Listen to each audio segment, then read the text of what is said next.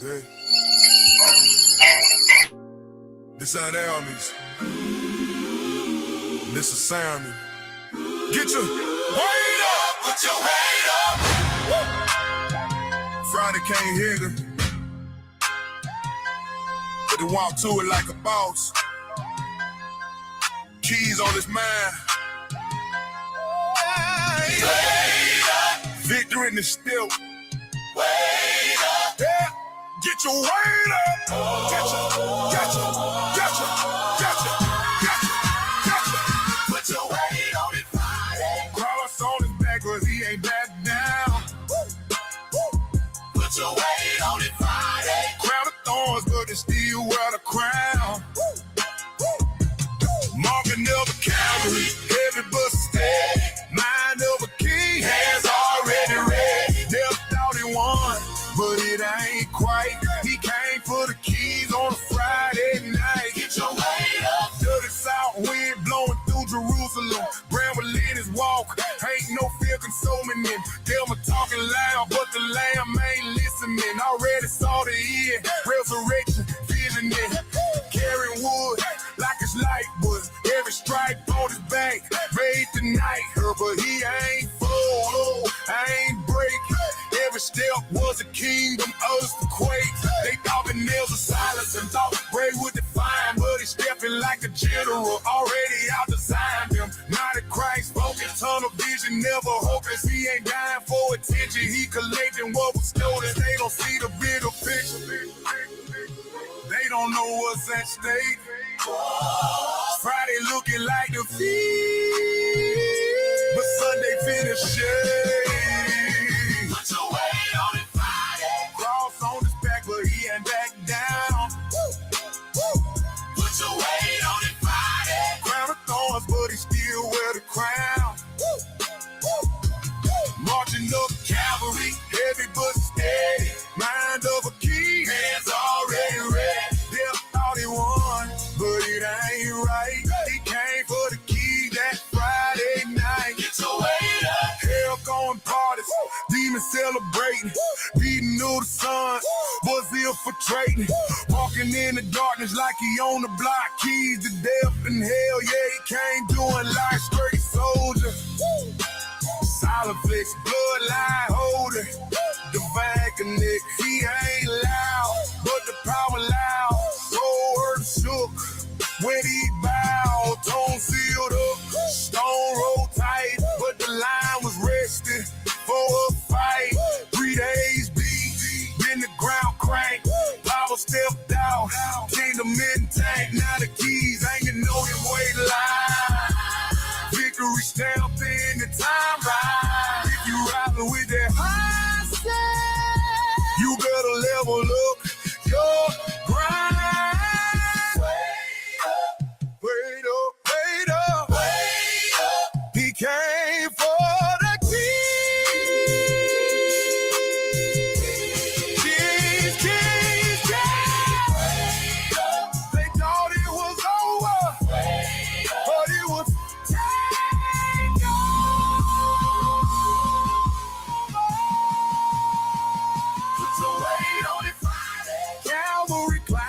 still stand tall.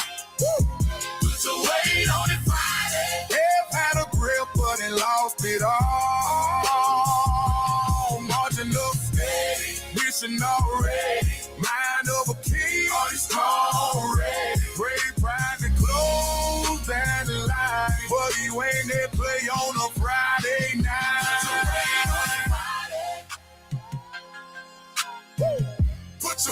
Put your weight on it, Friday. Put your weight on it, Friday.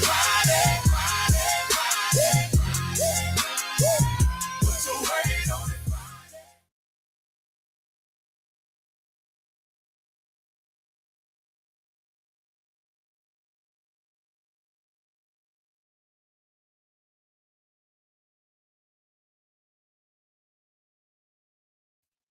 Yes, sir. Yes, sir. Yes, sir.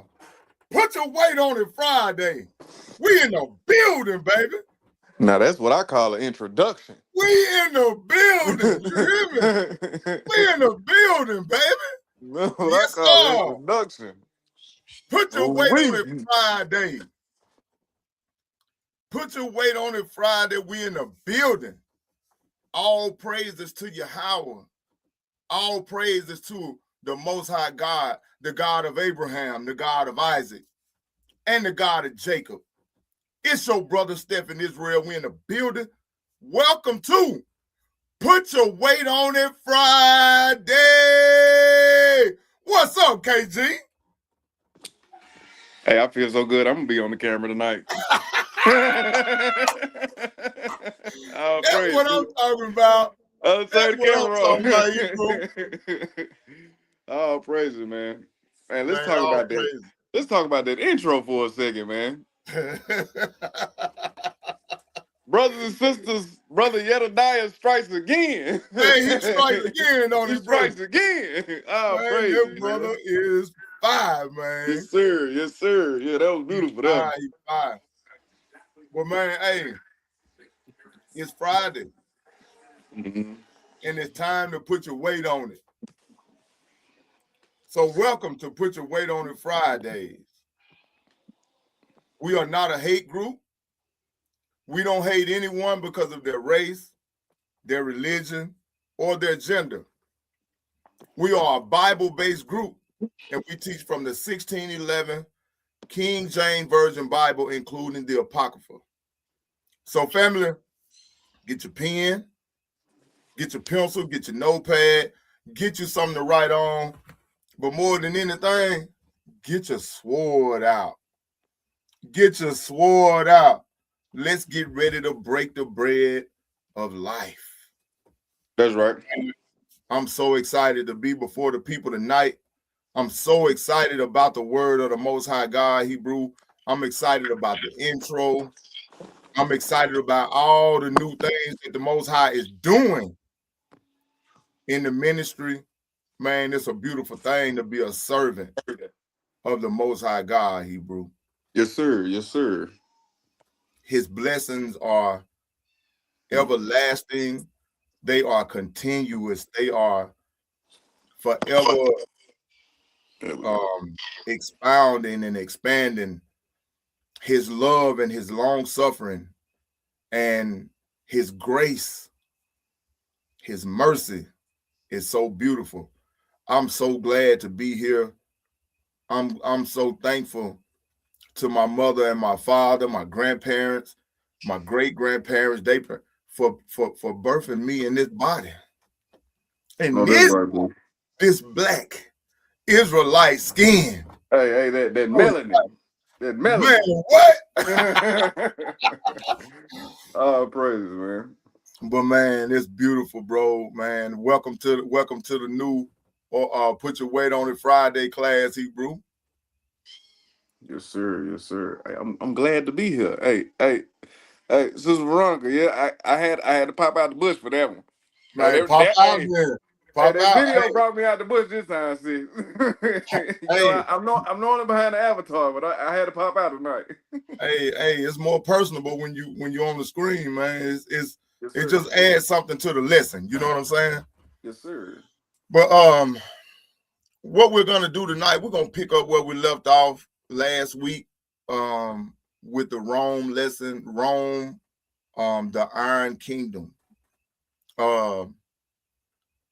We where we at in history, Hebrew, we are nearly 3 centuries, nearly 3 centuries. Rome has treated Christianity like has treated, or should I say, Israelites, or the truth has treated us like we were the enemy, like we were a threat. Right. It was illegal to be an Israelite or a follower of Christ. It was we were hunted. People mocked us. We were punished for being followers of Christ. Believers in Christ and the followers of Christ, we were executed publicly. They blamed us for every disaster that happened, refusing to follow and worship the demonic leadership of Rome. We were punished for that, and we were considered enemies of the Roman Empire. But even though all of this happened by 380 AD, Christianity became the official religion of the very empire that once wanted to shut it down. The shift that happened, we got to understand that it demands an explanation. So tonight I'm asking the question: why did the same people that persecuted the followers of Christ turn around and start calling themselves Christians? Did Rome invent Christianity? And we all know the answer to that question is no. How did the empire that crucified Christ eventually oversee the entire doctrine of Christianity? These are questions that we got to ask ourselves. Because something dramatic happened between 30 AD, when the crucifixion happened, from 70 AD, when the temple was destroyed, 135 AD, when Judea was renamed, 313 AD, Christianity, or being an Israelite, somehow became the new doctrine. Everybody became so-called Christians. But before the followers of Christ, in the last lesson we did, they were being persecuted. They were being murdered. They murdered the Messiah. That's right. So all of these things happen. All of these things happen. So that's what we're gonna deal with tonight, Hebrew. We're gonna deal with the shift. We're gonna deal with how did the empire that crucified Christ eventually but oversee what we call the Christian doctrine. Because all of these things happen. Oh yeah. In 325 AD, the Council of Nicaea. And then in 380 AD, Christianity becomes a state religion. And don't get this misconstrued. This is not a theory or conspiracy theory. This is recorded history, because Brother Mikael have done lessons on it. Brother KG have done lessons on it. That's Brother right. Eliyahu getting ready to do a lesson on it. And we bringing out nothing but history and Bible and historical facts. You know what I'm saying? That's right. So this is recorded history. This is not us speaking out of emotion or us with a Israelite doctrine. This is true history. The Things that you power. can look up. Go ahead, bro. No, I was just gonna say this is things that you can look up. That's right. That's right. So Rome did not collapse after persecuting Christians. Rome adapted. It lasted for a long time. And scripture told us that the Roman Empire evolved. So as we start this lesson tonight, the first scripture that we're going to start with tonight is John chapter 19, Hebrew, and we're going to read verse 15 and 16. All right. I appreciate you on the ones and twos, Brother Mikael.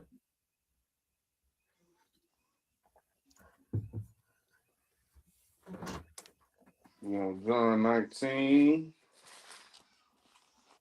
Almost there, bro. You said you want 16 and 17?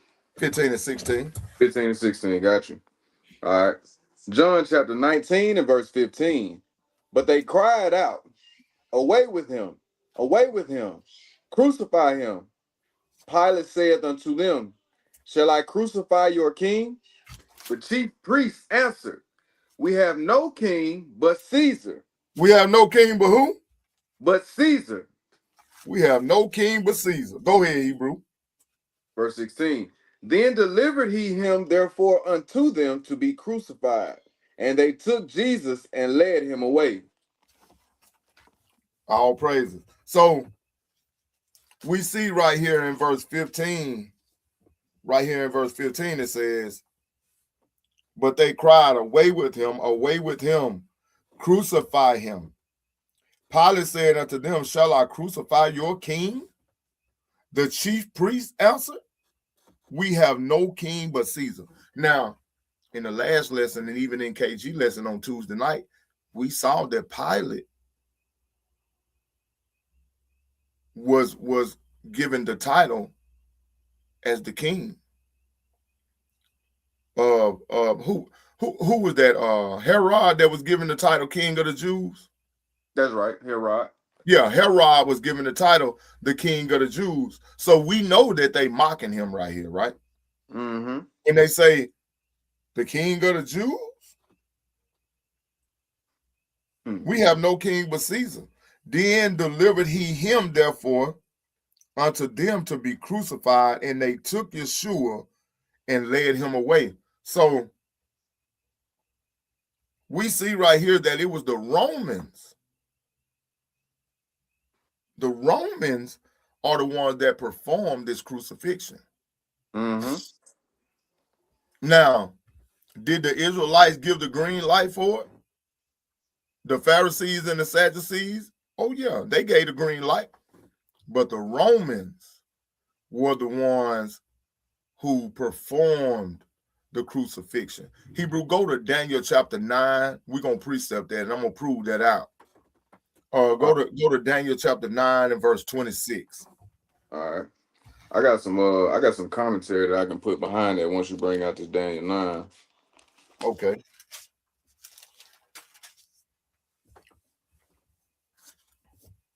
Daniel 9, verse 6. 26. 26. All right. Hey, read 26 and 27. All right. Daniel chapter 9 and verse 26. And after 62 weeks shall Messiah be cut off, but not for himself. And the people of the prince that shall come shall destroy the city and the sanctuary. And the end thereof shall be with a flood. And unto the end of war, desolations are determined. Stop And right there. All right. Hey, I tell you what, Hebrew, bag up to 25. 25. Start at 25. All right. Daniel chapter 9 and verse 25. Know therefore and understand that from the going forth of the commandment to restore and to build Jerusalem unto the Messiah, the prince shall be 7 weeks and 62 weeks. The street shall be built again, and the wall, even in troublous times. And after 62 weeks shall Messiah be cut off, but not for himself, and the people of the prince that shall come shall destroy the city and the sanctuary. And the end thereof shall be with a flood, and unto the end of the war desolations are determined. And he shall confirm the covenant with many for 1 week. And in the midst of the week he shall cause the sacrifice and the oblation to cease.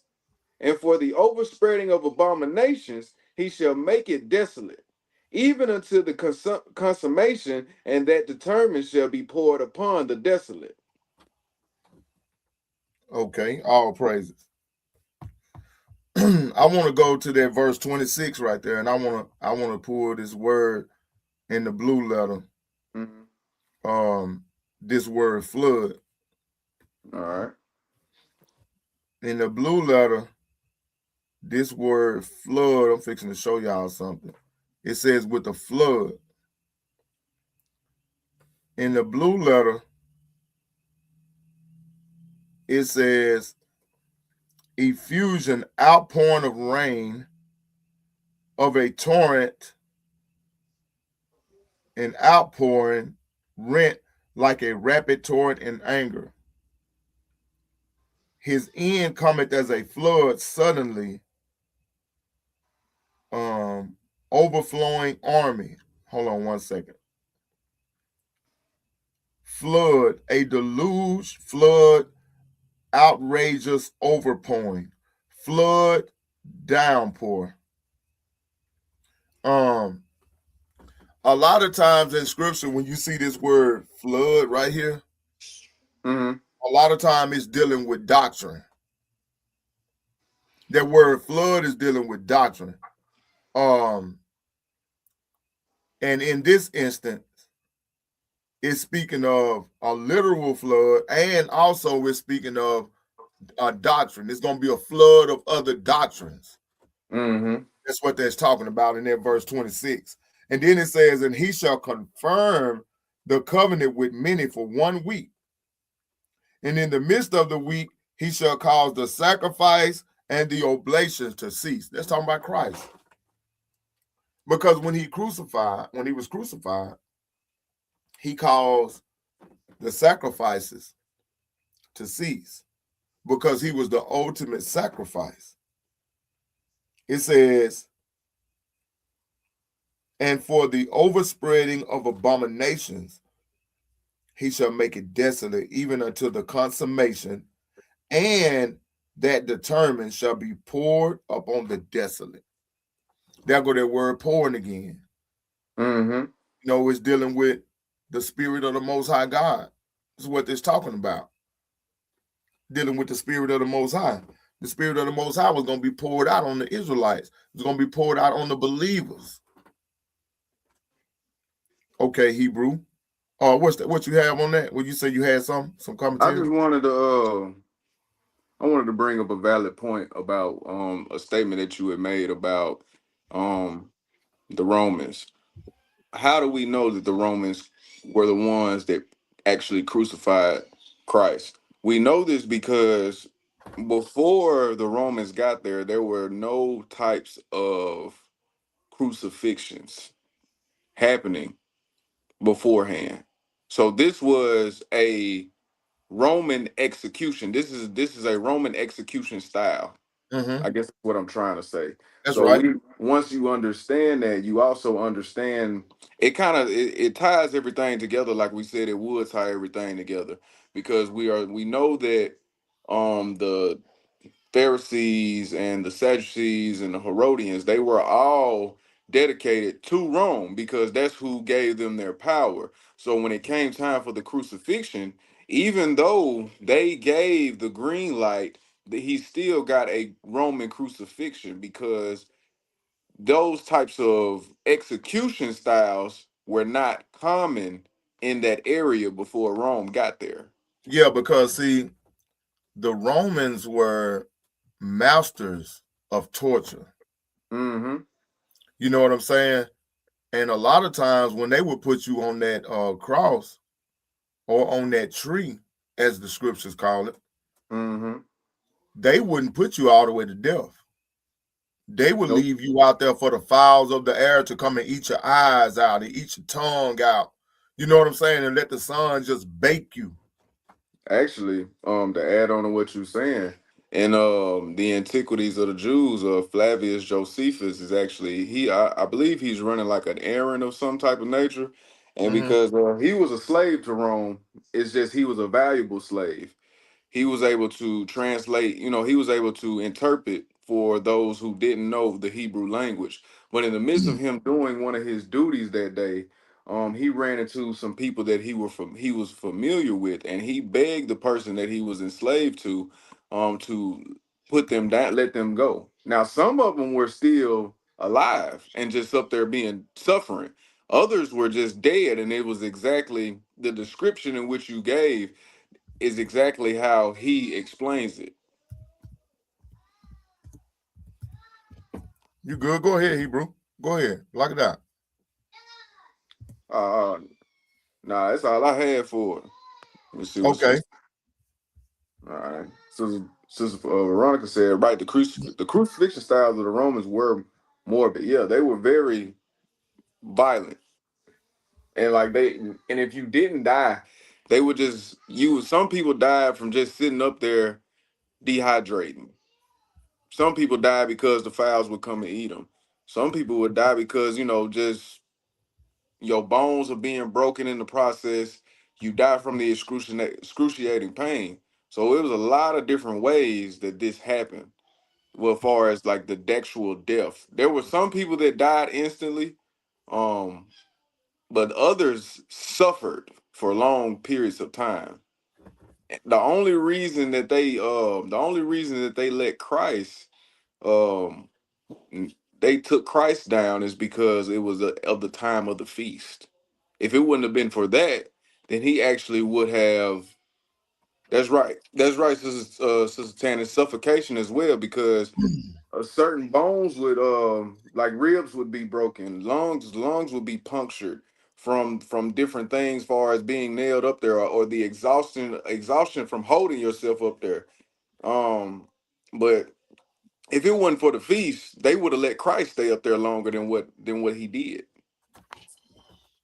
Shalom, brother Cortez. Can you see the screen, Hebrew? Can y'all see that? Yes, sir. Yes, sir. Okay. Can you read that, Hebrew? Let's see. Start right there in the middle, right there, where it says tortures used by ancient Romans. All right, can you blow it up just a little bit? I can read it. I got it right here, bro. Go ahead.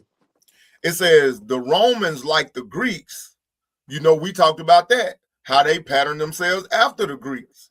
Right. It says the Romans, like the Greeks, used torture during interrogations.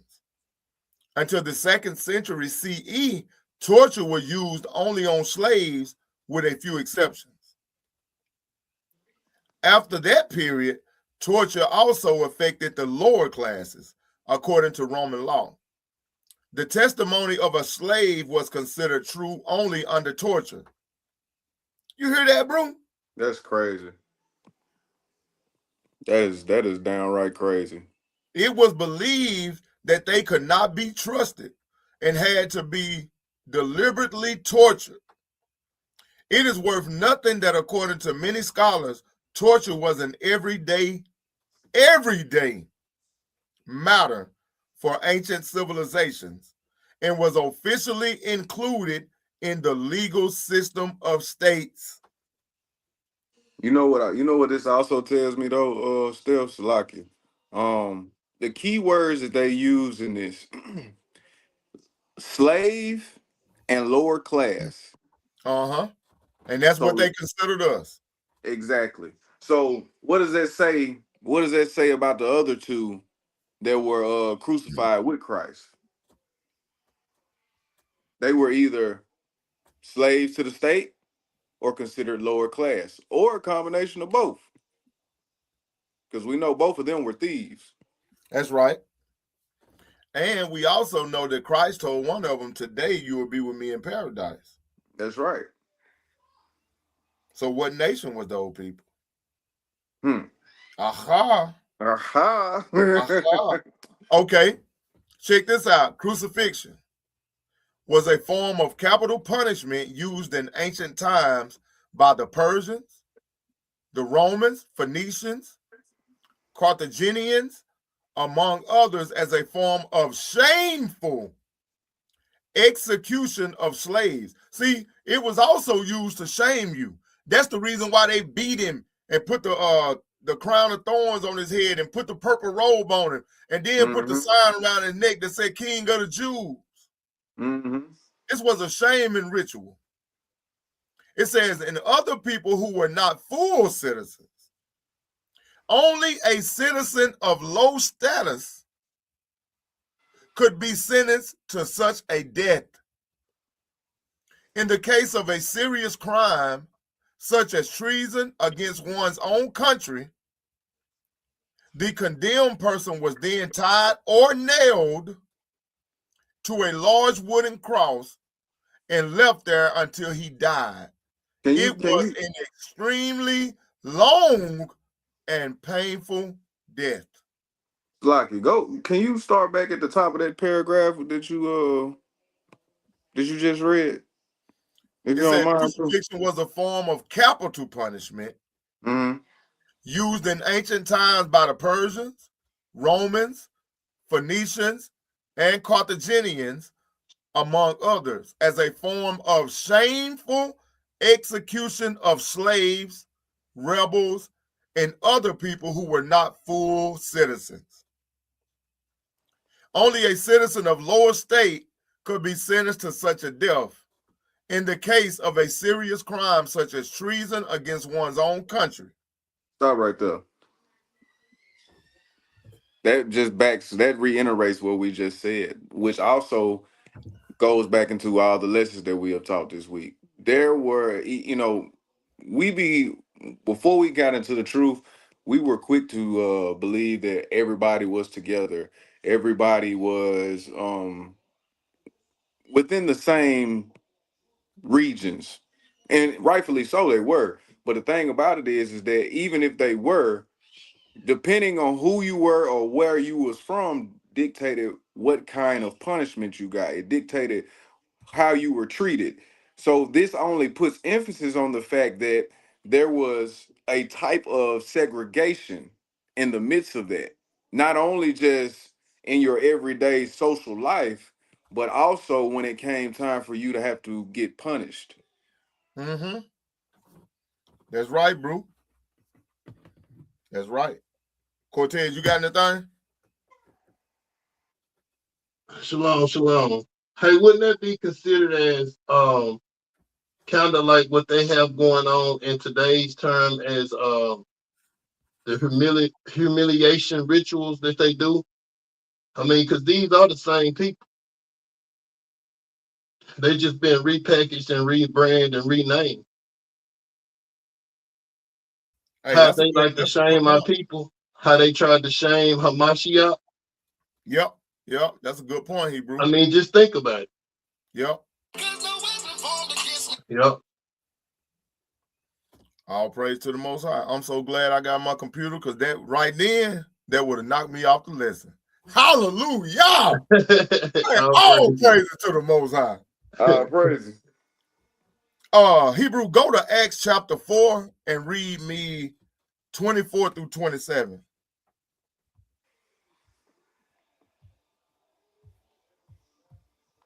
You said Acts 4 and 27. 23 through 27. All right. And let me put this back up on the screen real quick because I appreciate Project M to the X Project saying this because that's actually correct. The Romans did just perfect it. They didn't invent it. But like we were saying earlier, this was not a notice when we listed the people that actually did do it, and I'm having to correct myself on what I said because I said that they were kind of the inventors of it, but that's No, actually I didn't hear you say they invented it. I didn't hear you oh, say that. I thought I might have, but with No, that I don't still think you being said that. okay, but with that still being said though, it still shows that it was not a Israelite custom to execute people this way. That's right, bro. That's right. Well, we just read the history. You know what I'm saying? Like Mm-hmm. these people, we you know what? We might have did say they invented it, but if we did, we probably misspoke. But who did invent it? MC to the X Project. Now that'll actually be that's a good question right there. Who actually was the first to even think of that? Right, right. I guarantee you one thing. I bet you it was an Edomite. Yeah, more than likely so. More than likely so. um, but yeah, let's go to that Acts, Hebrew. All right, Acts 4, chapter 20, Acts 4, verse 23. Yeah, start And at 23. all right, and being let go, they went to their own company and reported all that the chief priests and elders had said unto them.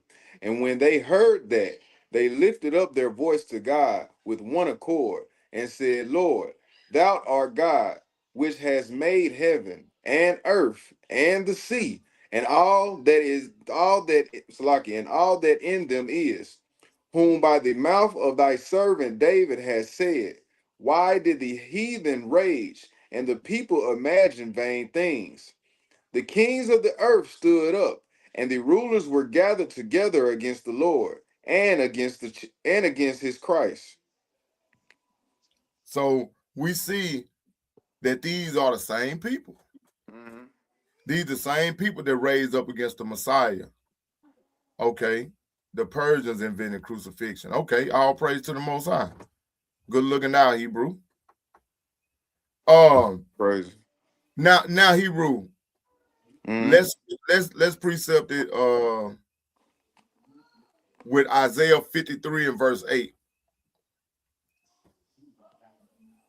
All right, Isaiah 53 and verse 8. Let me get that.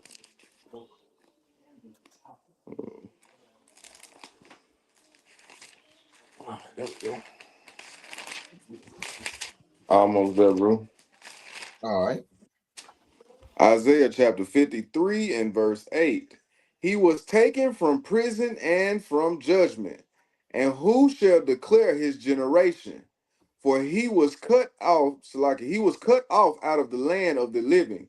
For the transgressions of my people was he stricken. So we see that he was taken from judgment hall to judgment hall. He was beaten, not because of something that he did, Hebrew, Mm-hmm. but because of our sins, That's right. because of our filthiness. You know what I'm saying? Mm-hmm. The Roman state became the instrument of the death of Christ. They were the instrument that was used by the Most High, because this was all done with his permission, because nothing that's ever been done hasn't been done without the permission of the Most High. That's right. So at the permission of the Most High, Rome was used as an instrument to crucify our Messiah so that he could be raised up for the sins of the house of Israel. Go to John 18 and verse 36, Hebrew. All right, 1836.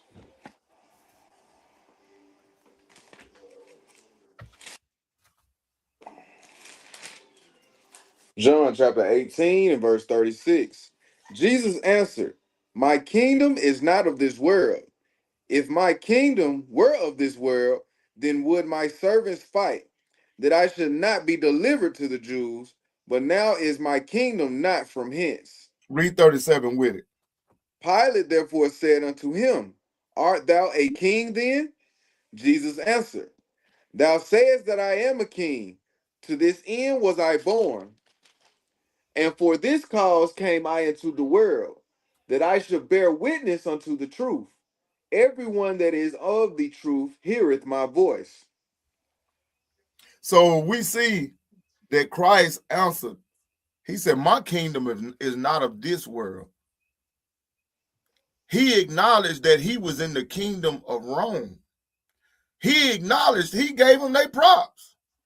Mm-hmm. Look, I know y'all running it right now, but my kingdom ain't of this world right here. My kingdom is to come. That's right. Hey, how we used to say it when somebody get the ups up on it, you got me. Yeah, you got it. Hey, You got it. hey, you got it. You got it. You got it. Hey, whatever you say I'm the king of the Jews, you got Yeah. it.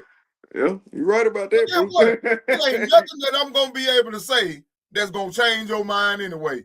Y'all gonna do what you're gonna do. I'm not gonna beg you and squabble for my life. I'm not gonna give you that pleasure. Right. I'm the son of the Most High God. You gonna listen? It's already written. This is already written. It's gonna happen. I'm not squabbling. I'm not gonna give you the satisfaction of watching me beg. I'm not even gonna give you an answer, because what did Pilate say? He said, we giving you the opportunity to speak. What do you say? It say Christ didn't say a mumbling word. I don't even owe y'all an explanation. Y'all, if I wanted to, I could dispatch angels right now and they'll murk all y'all. But I'm letting y'all do this. I'm allowing y'all to do this here. That's Because right. it gotta happen. So in this instance, Rome is representing the power of the world. This is worldly power that's being displayed here. That's why Christ acknowledged, I'm not of this world. because this is worldly power that's being put on display. It's just like right now, we in this captivity, bro. We ain't got no power. Mm-hmm. You know, we can get up and go to the refrigerator if we want to. You know, we might can get up and go patronize their stores and give them our hard-earned money. We might have a nice car sitting out in the yard. We can go crank it up whenever we get ready. But guess what? When the pandemic hit, you couldn't do it. They wouldn't even let you drive that $60,000 to $70,000 car up and down the road. If you did, you were going to jail. You drove when they told you it was okay to drive because we still in captivity. We still in bondage. That's right. That's right, Auntie. We still in bondage.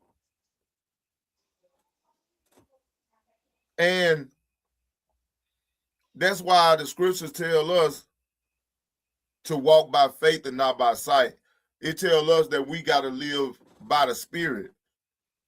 Because if you live according to this world and you allow yourself to get caught up in worldly things, man, you will be depressed all the time. You will never have a peace of mind. Worried about what the power that these folks got over you. There ain't nothing you can do about it. And Christ understood the same thing during his time. Y'all brothers got anything before we go to the next section? No, go ahead, Hebrew. Okay, so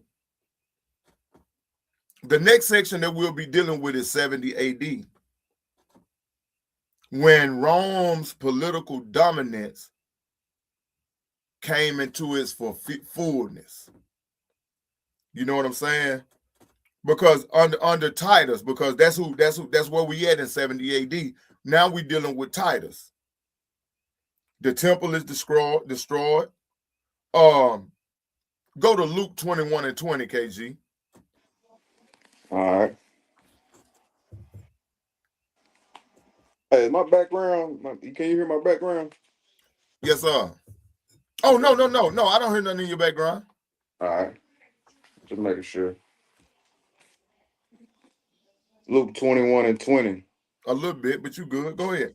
Okay. Luke chapter 21 and verse 20. And when ye shall see Jerusalem compassed with armies, then know that the desolation thereof is near. Then let them which are in Judea flee to the mountains, and let them which are in the midst of it depart out, and let not them that are in the countries enter therein too. For these be the days of vengeance, that all things which are written may be fulfilled.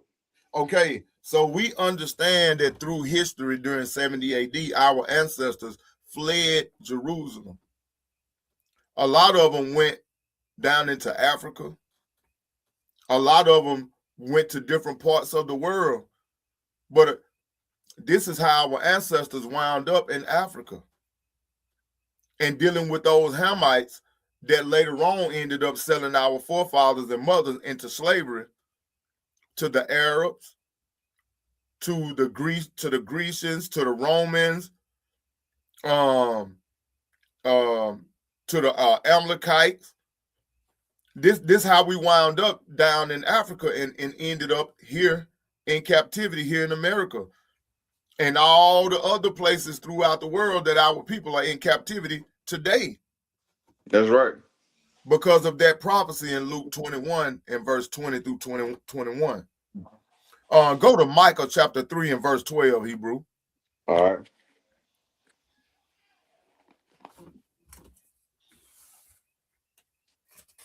You said 2 and 1?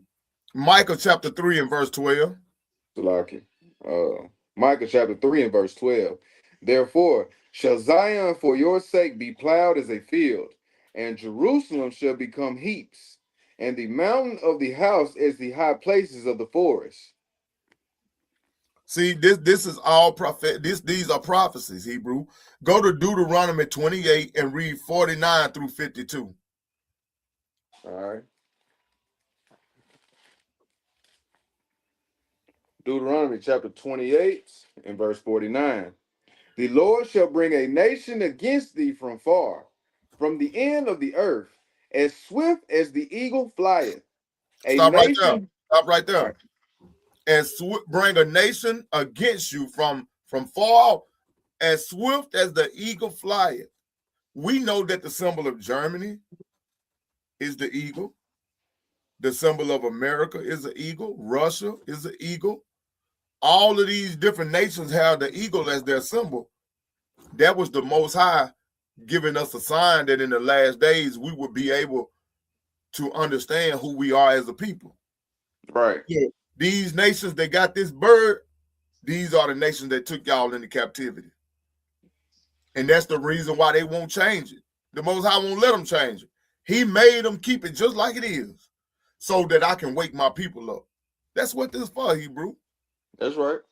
That's what lessons like this is for. That's what these scriptures are for. That's why they got it on their flag. They got it on their money. They got it on their seal. The Most High forced them to keep it like that so that we could wake up in the last days. Did you finish that out, Hebrew? No, sir. I think we got. Finish it out. Let's see where we at. 49. We didn't get through 49. I finished 49. As swift as the eagle flieth, a nation whose tongue thou shalt not understand, a nation of fierce countenance, which shall not regard the person of the old, nor show favor to the young.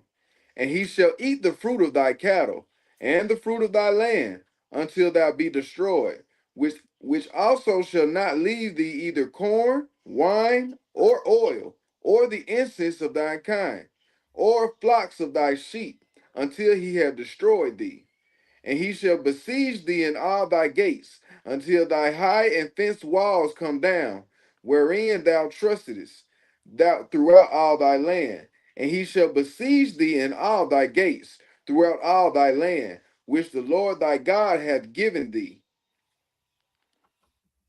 All praise. Was that 52? Yes, sir, that was 52. Okay, read that 53 with it, Hebrew. Verse 53.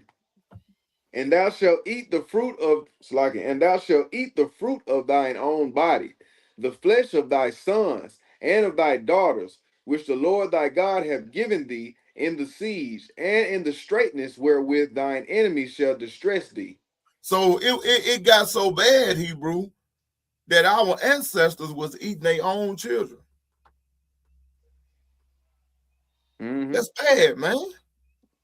And once again, this is the beauty of bringing stuff like this out, because if you read this scripture and you got curious enough about what this scripture just said, you could literally go to history, and history would tell you that this happened at this particular time. Yep.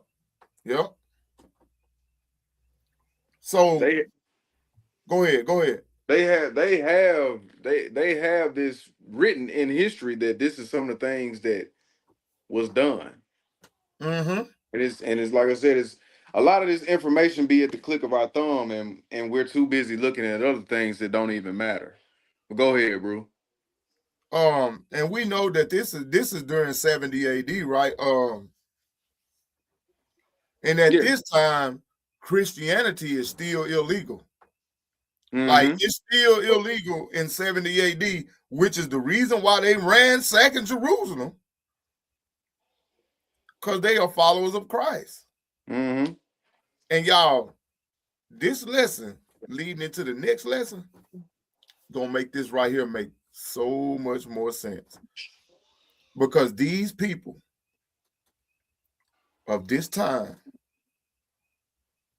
are the same people that we see today that is over there in our land. They lying. They've been lying. They not gonna stop lying because they are of their father, the devil. Mm-hmm. Revelations 2:9 and Revelation 3:9. You are of the synagogue of Satan. Mm-hmm. These are the same people that are now here in America, and they coming in droves. They dropping them off. They dropping them off in cargo planes over here in certain cities in America because they all flee in Jerusalem now because the Most High running them out of there using those other nations over there. Now they coming over here. They taking over the schools. They taking over the jobs. They all on welfare. They having 19 and 20 kids apiece. Hey, they sucking up our tax money. The government allowed men to sit at home all day long and make babies. They just and they all look retarded too. All of them look they neck about that wide. All of them.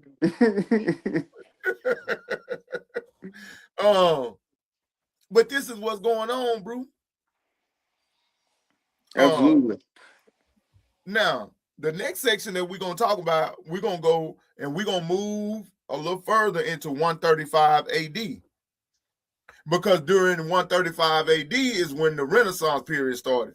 This is when they started to erase our identity. Mm-hmm.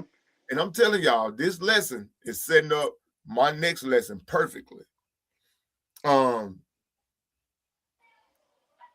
Hadrian, the leader was named Hadrian or Hadrian. Mm-hmm. Jerusalem was renamed Alia Capitolina. Judea was renamed Syria Palestine. I'm going to say that again. Judea was renamed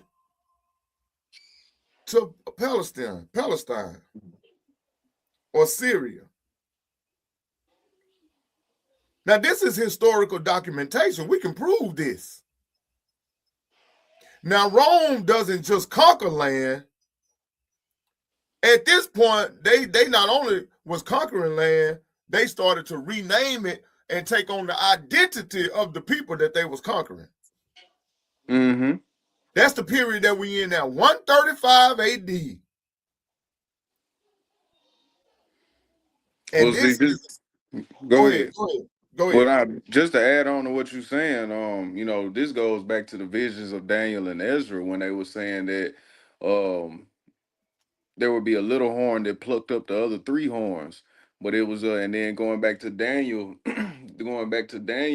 his vision at the bottom of the statue, when you see the clay and you see the iron mixed together, that is metaphorical, but also symbolizes that these two would be similar and would intertwine in some kind of way. And here you see that this was going on before this time, and then you also see after this time, these same things, these same customs were still being used. It also goes back to the lesson that Brother Mikael had brought up about the fraternity groups, them still following the Greek customs. Like all of it ties together. And once you realize that, it's kind of one of those things that helps you get that eye opener that you really need to have. But go ahead, Brother Steph. Hey, go to Psalms 83 and read 1 through 8. All right.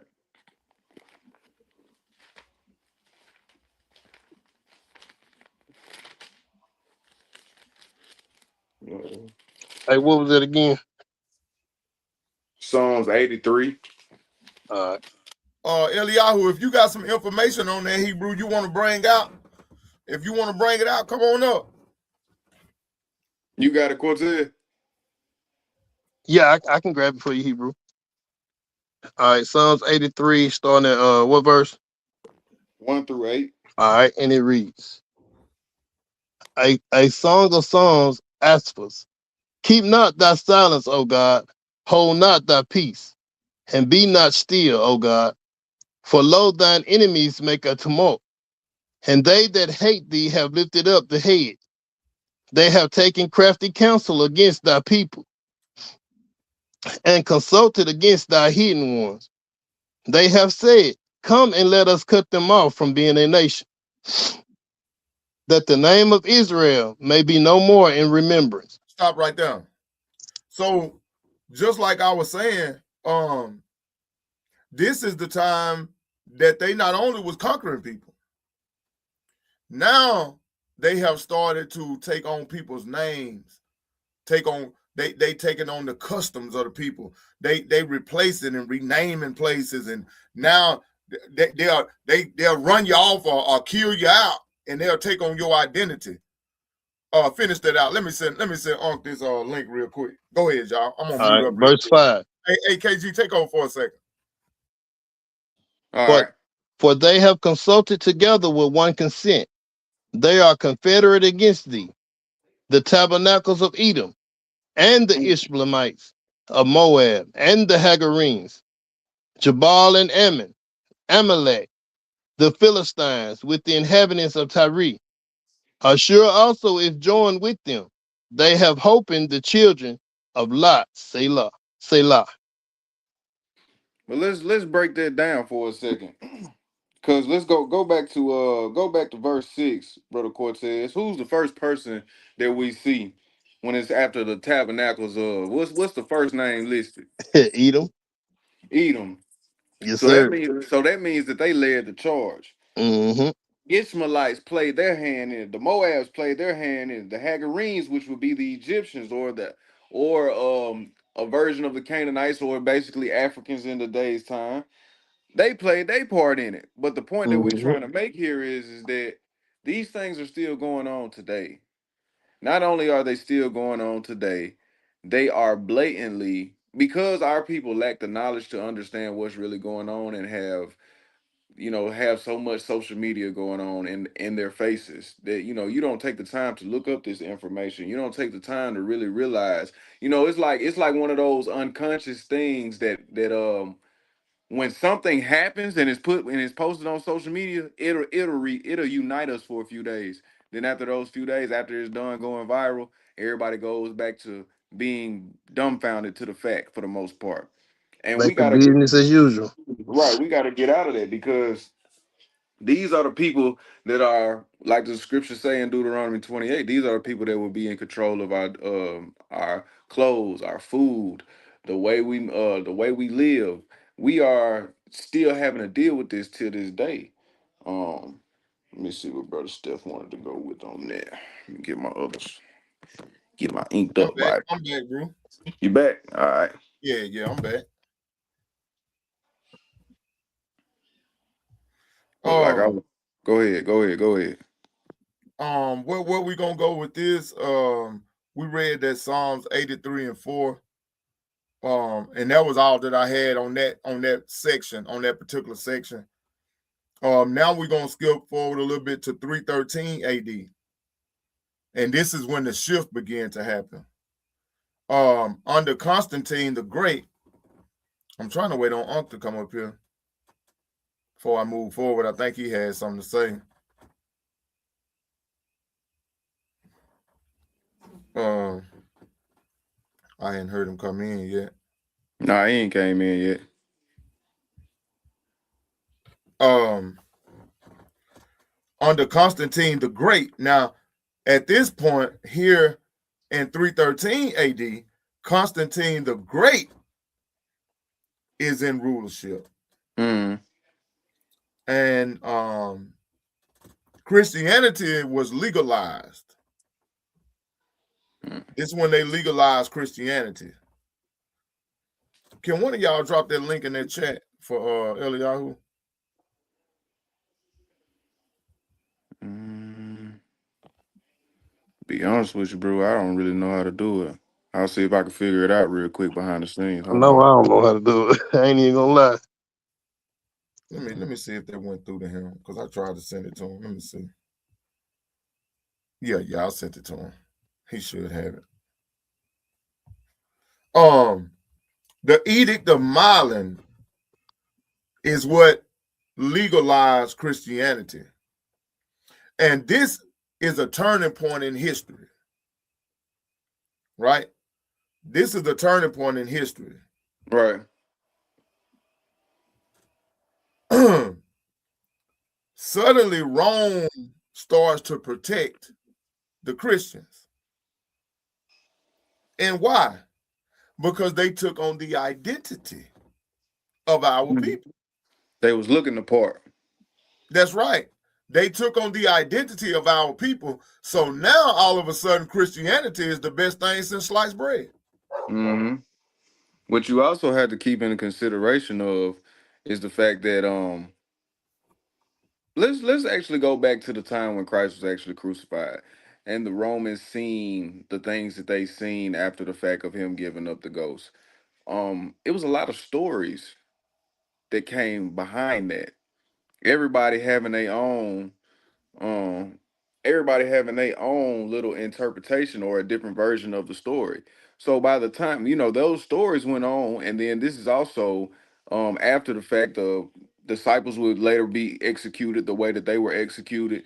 So people, even the higher authorities, they seen the power in his name and tried and did what they did. They utilized it for the sake of their agenda. Yep, you're right, Hebrew.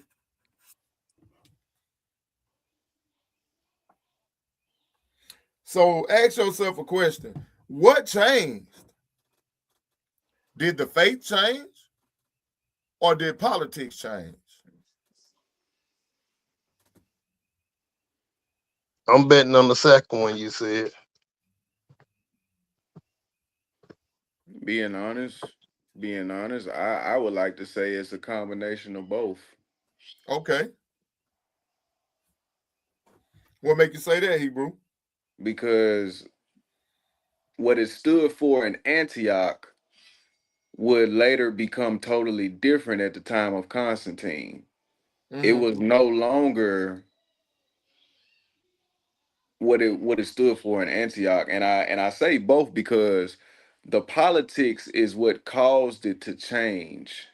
The politics is what caused it to be I'll say weaponized. It became weaponized for something entirely different than what it actually stood for.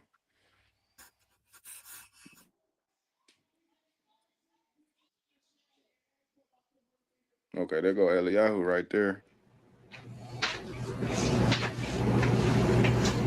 Okay. All praise. That's what I was trying to do. I was trying to get him up here. Shalom, shalom, family, shalom, Most High Christ bless. Most High Shalom, Christ bless. shalom. Welcome to the channel. Welcome to the platform. What you got, All praise, all praise. I was just when you was on certain subject, I was just sending you a little info that I had already looked up. Remember, we talked about it today, and some of the stuff I was just sending you on there. Then I seen, you was talking about the Eagles, and then somebody had mentioned in the chat Russian is the bear, but I just wanted to show them that Russian do have a symbol of a Byzantine eagle that they use. And with the other one, I was just talking about why did Rome change the name to the Aliana Capitolina or something, whatever it's called?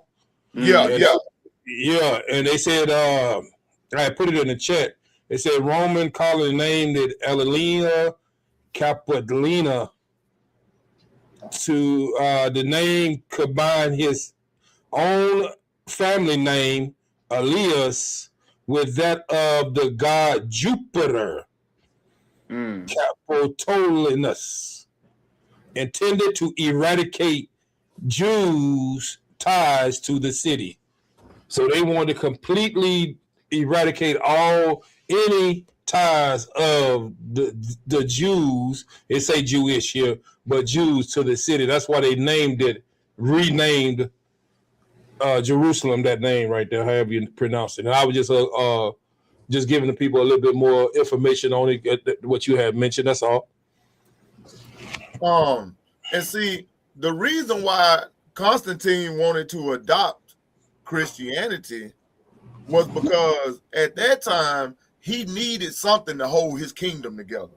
It was Right. falling apart. His kingdom was falling apart. He needed something to hold it together. And what did Christianity have? It had structure. Mm-hmm. You had bishops.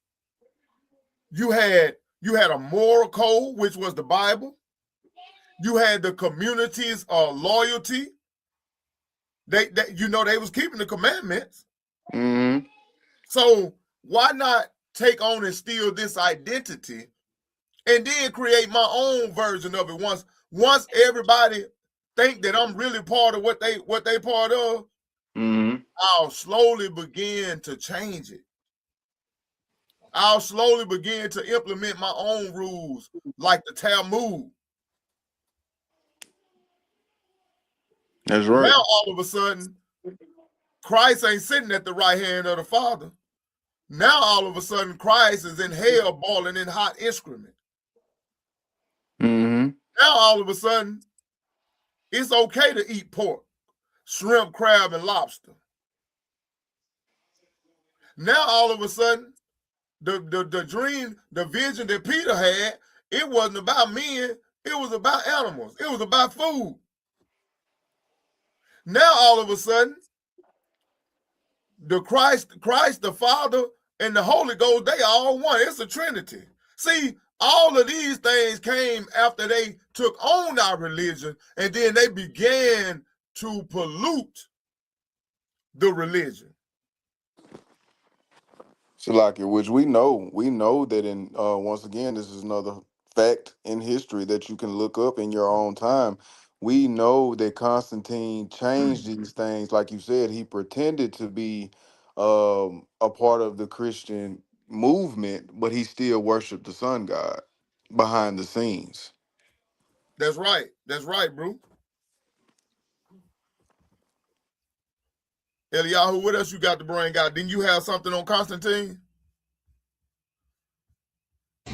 Yeah, I got some on Constantine, but I was gonna hold that for tomorrow. Okay, just to see how far you was gonna go with it, and then I was, was gonna do pretty much a continuation on what y'all have been doing with these classes that have been edifying the people, and I was gonna try to sum it all up tomorrow. But yeah, go ahead on with your lesson. I'm here and listening, and I was trying to look for that scripture that says, that mixture. Well, what y'all were saying is that everything, the Most High didn't want us mixing fabrics, didn't want us mixing seed, didn't want us mixing, mixing our race with somebody else. The Most High didn't want us to do none of those things. So why would he want us, or why would he want his laws, statutes, and commandments mixed with these other pagan things that the Romans were bringing around? That's what when y'all was saying they was polluting the faith, or polluting the laws of the Most High. And once you start doing that, you don't know which way to go with it, and you'll start believing anything. And that's exactly was their point. That's what they wanted to do. But go ahead. That's right. That's right. I was looking at this a little bit earlier, and I want to show just a little bit of this, family. It's a lot of good information in here, but you got to eat the fish and spit out the bones. But just listen to a little bit of this, brothers. And if y'all got anything that y'all want to bring out on this video, y'all feel free to bring it out. Fair use. Make sure you're fair use. If anybody can throw that fair use up, throw that fair use up. Yeah, throw that put that up there for me, KG. There you go. 1 second, let me give all the fair uses. This is a fair use, and we're only using it for educational purposes only. Educational purposes only. And I think Brother Yedadiah was trying to get in here as well. And try to break it up a little bit. Try not to let it play constantly all the way through. And I think that's what it, Yeah, that's where they hit you at. Yeah, right. I got you. Eliyahu, can you share that link with Brother Yeti? Yes, sir. Yes, sir.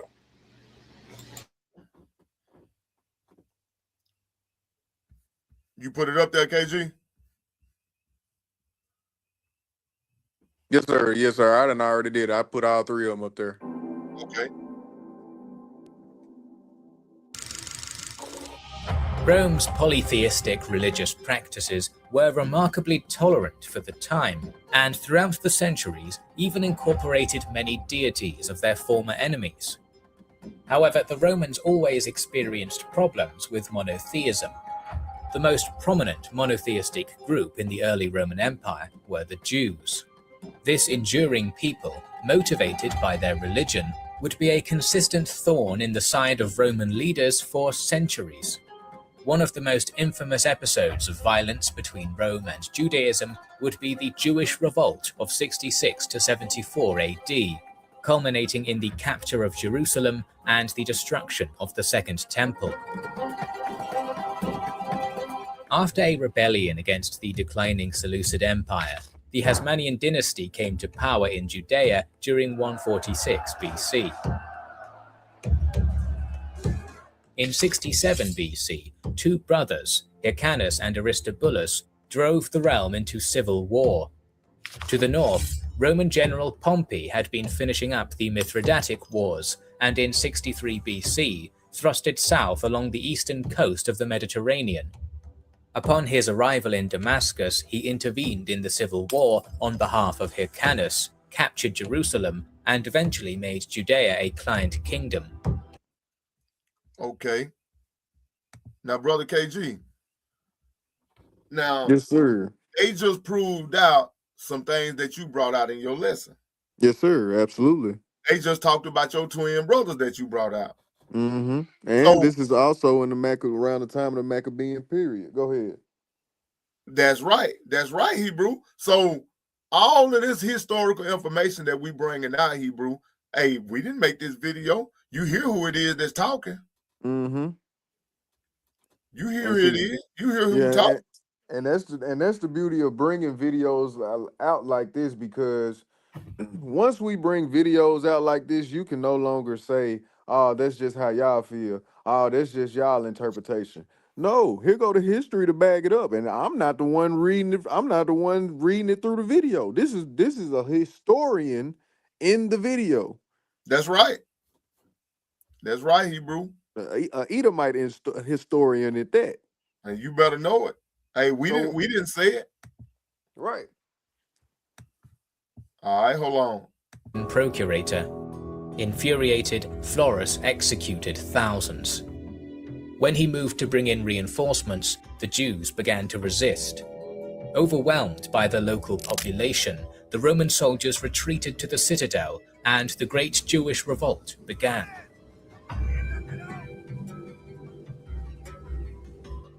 The members. Now we know that these colors, we got to use our imagination when it comes to these colors. Right. This is not the actual time of when it was happening. They are reenacting what they read in history. That's right. Get that right. That's right. Members of the radical Jewish sect, Sicarii, then marched to the fortress of Masada, where they proceeded to overwhelm and massacre the 700-strong garrison. Meanwhile in Jerusalem, the soldiers who had withdrawn to the palace sued for terms, but were massacred when they tried to surrender their weapons. Hey, now did you see that? Now they tried to surrender their weapons, because this is a part of war. You are supposed to be able to surrender. But they were on a campaign of annihilation. They were on a campaign of genocide. Is this not the same thing that these people doing over there in that land today? Mm-hmm. They don't want you to surrender. They want to annihilate you. They want to wipe you off the face of the earth. That's why they pausing you. That's why they got Planned Parenthood. That's why they got the LGBTQ community in the world today. All of this stuff, the crack cocaine, the methamphetamine, the fentanyl epidemic, all of this stuff is a plot to eradicate the Israelites from the face of the earth. We just read in Psalm 83, 1-8 a while ago. That's right. Let's put them off from being a nation. What y'all got? Y'all got something? Who got something? I got some. Shabbat Shalom. Can y'all hear me all right? Yes, sir. Yes, sir. Yes, sir. Bring it out, Hebrew. Shalom, bro. Shabbat Shalom, everybody. So I want to bring out two things real quickly. Number one, I'm going to go a little bit backwards. Number one, if you look at what happened in Mexico, you will actually start to see how the Most High is starting to uncover a lot of stuff that Esau has been doing in the background. And come to find out, IDF soldiers were going over there teaching the cartels how to do things. So that's been in the news. It's been quiet because you know who runs the news. But, you're seeing that right now.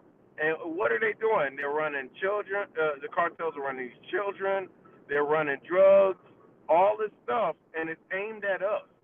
Because they're not going to send those drugs over to them other neighborhoods. They're going to send it to ours. They are kidnapping our children. You don't see them kidnapping them other children too much. So that's one thing. The second thing, I want y'all to pay attention to the rhythm of what they're saying with identification of people. Notice that they keep throwing that word Jewish in there when it comes to revolt. It just so happens to be that they keep throwing this stuff during the time of Christ and before Christ when they took out the 400 years between Malachi and Matthew. They starting to switch out names, and that's what y'all are talking about as well. They flipping our identity to their identity, and that's how they're establishing their quote unquote claim to the land and to the heritage. I digress. Okay, anybody else got anything on that? I know it's a lot of good eating in there now. Hey, I want to, like you said earlier, we went over this Tuesday. I just want the video to bag up because I said fact check me. I said Hold on 1 second. no, you good. Vespasian immediately set off for Judea, taking the overland route over the Hellespont and through the Great Cilician Gates. After reaching the city of Antioch, 2 legions and their associated auxiliary units joined him. Vespasian marched south to Ptolemais, while his son, Titus, was sent to Alexandria in order to take command of another legion and march it north to join the main army. Meanwhile, reinforcements also arrived from the various local allies and clients. In total, the empire mustered around 60,000 troops to crush the revolt. No prisoners were taken, and entire opposition villages were reduced to ash. This proved to be effective, as the 10,000-strong Jewish field army quickly scattered in all directions, seeking haven in the fortified strongpoints. In the subsequent campaign into Galilee during 67 AD, Vespasian systematically moved through the region, brutalizing any defiant settlement and often allowing his rapacious legionaries free rein to loot, burn, murder, Okay. and pillage Now let's understand something about these people, y'all. Let's understand something, because we brought this out in scripture. We've talked about all of this. This is the Iron Kingdom, right? They're coming into a land, going to war and going to battle against a lot of women and children and elders. They're going to battle against the people that still got bow and arrows. They're going to war against people. Yeah, we had swords. You know, even Christ spoke about sell your garments and get you a sword. But we didn't have all of this stuff to cover up our bodies in battle like what they got. Y'all see, this is called the Iron Kingdom. That's why the scripture refers to iron. It refers to these people as iron, because they were the ones that came in with the iron. Go to Daniel chapter 2, Brother KG, and let's bring it out. I'm going to show you what I'm talking about. You see on the screen, look at what they dressed in. Mm-hmm. Look at the weapons they got. They got the spears. They got the shields. They got the helmets. They got the breastplates. When they came in with utter destruction. You heard what they said. They was pillaging. They was graping people. They was burning their houses down. Even if you try to surrender, they still take your life. Our people were at these people's mercy. That's why they had to flee, and that's why the prophecy said to flee. Because we didn't have any weapons that could go up against these weapons that these people had. Just like today. I always like to bring stuff up to right now. Yeah, we got our little 9mm and maybe have a 12 gauge or maybe you might have an AR or you might have a little something. But man, you ain't got nothing that you can go up against these people with. These people got tanks. They got B-2 bombers. They got weapons that can go a mile down into the earth before it even explodes. You can't even hide in the ground from them. They got weapons that'll make blood come out your nose and ears and make you throw up blood. Yeah, you know what I'm saying? And they are still technology technologically advanced ahead of us even in 2026. Yeah, they tech Mm-hmm. savvy. They very tech savvy. Because they get their information from the Nephilim. Salaki, I wanna get some feedback on what Sister Veronica said. Says reminds me of the movie Avatar: Bows and Arrows Against Machines. A lot of people may not realize this, but the movie Avatar is based off of these similar events. So if you know when you hear people, if you was to look it up on TikTok, uh, there are some people that commentate on that movie and compare it to the people in the Bible because it's what happened in the movie Avatar happening to the same thing in to the people in the Bible. But a lot of people don't know that though. I don't even know if it's a lot of people that watch Avatar, but that was one of the things that see, brother Dark. No, that's us. See, but that's something that was said after the video after the movie Avatar came out. Go ahead, brother. Still, I think Brother Mikael got something. what you? Oh, he in here. Shalom, shalom, brother Mikael. What you got? Nothing yet. Go ahead. Go ahead. Okay, all right. Well, let's move on. Read that Daniel 2. Start at verse 1, Hebrew. You wanted Daniel 2, right? That's right. All right. Daniel chapter 2 and verse 1. And in the second year of the reign of Nebuchadnezzar, Nebuchadnezzar dreamed dreams, wherewith his spirit was troubled, and his sleep brake from him. Then the king commanded to call the magicians and the astrologers and the sorcerers and the Chaldeans for to show the king his dreams. So they came and stood before the king. And the king said unto them, I have dreamed a dream, and my spirit was troubled to know the dream. Then spake the Chaldeans to the king of Syriac, O king, live forever. Tell thy servants the dream, and we will show thee interpretation. The king answered and said to the Chaldeans, the king is gone from me. If ye will not make known unto me the dream with the interpretation thereof, ye shall be cut in pieces, and your houses shall be made a dunghill.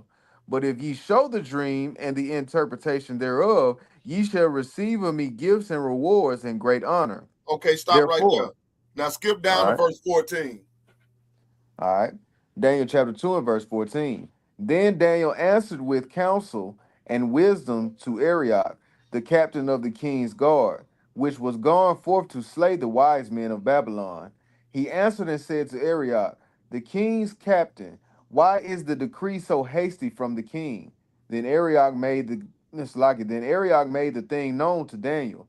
Then Daniel went in and desired of the king that he would give him time, and that he would show the king the interpretation. Okay, Then that stop. Skip down to verse 19. verse 19. Then was the secret revealed unto Daniel in a night vision. Then Daniel blessed the God of heaven. Daniel answered and said, blessed be the name of God forever and ever, for wisdom and might are his. And he changeth the times and the seasons. He removeth kings and setteth up kings. He giveth wisdom unto the wise, and knowledge to them that know understanding. He revealeth the deep and secret things. He knoweth what is in the darkness, and the light dwelleth within with him. I thank thee and praise thee, O thou God of my fathers, who has given me wisdom and might, and has made known unto me now what we desired of thee. For Hold, thou stop right hast there. all right. Hey, skip down to verse 25. Daniel chapter 2 and verse 25. Then Arioch brought in Daniel before the king in haste, and said thus unto him, I have found a man of the captives of Judah that Of will who? make known I of have the found a man of captives who? of the captives of Judah Okay. that will make known unto the king the interpretation. The king answered and said to Daniel, whose name was Belshazzar, art thou able to make known unto me the dream which I have seen, and the interpretation thereof? Daniel answered in the presence of the king and said, the secret which the king have demanded cannot the wise men, the astrologers, the magicians, the soothsayers show unto the king. But there is a God in heaven that revealeth secrets, and maketh known to the king Nebuchadnezzar what should be in the latter days. Thy dream and the visions of thy head upon thy bed are these. As for thee, O king, thy thoughts came into thy mind upon thy bed. What should come to pass hereafter? And he that revealeth secrets maketh known to thee what shall come to pass. But as for me, this secret is not revealed to me for any wisdom that I have more than any living, but for their sakes that shall make known the interpretation to the king, and that thou mightiest know, Slaki, and that thou mightest know that the thoughts of thy heart. Let me see, 31. Thou, O king, sawest, and behold, a great image.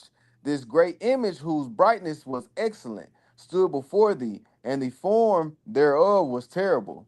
This image's head was of fine gold, his breast and his arms of silver, his belly and his thighs of brass, his legs of iron, his feet part of iron and part of clay. Thou sawest till that a stone was cut out without hands, which smote the image upon his feet that were of iron and clay, and brake them to pieces. Then was the iron, the clay, the brass, and the silver, and the gold broken to pieces together, and became like the chaff of the summer threshing floors. And the wind carried them away, that no place was found for them. And the stone that smote the image became a great mountain, and filled the whole earth. You want me to keep going, bro? Yeah. All right, verse 36. This is the dream, and we will tell the interpretation thereof before the king. Thou, O king, art a king of kings, for the God of heaven have given thee a kingdom, power and strength and glory. And wheresoever the children of men dwell, the beasts of the field and the fowls of the heaven hath he given into thine hand, and have made thee ruler over them all. Thou art this head of gold. And after thee shall arise another kingdom, inferior to thee, and another third kingdom of brass, which shall bear rule over all the earth. And the fourth kingdom shall be strong as iron, for as much as iron breaketh in pieces and subdueth all things. And as iron that breaketh all these, shall it break in pieces and bruise.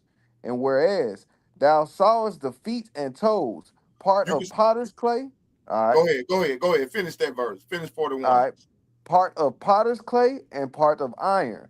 The kingdom shall be divided, but there shall be in it of the strength of the iron, for as much as thou sawest the iron mixed with miry clay. So this is the Iron Kingdom in the prophecy of Daniel. This is the Roman kingdom. This is what the lesson is about tonight. This is the kingdom that Daniel, Belshazzar, the prophet of the Most High God, gave the prophecy to the king. Now, when you see all of this wickedness that's going on in the earth today, these are the same people.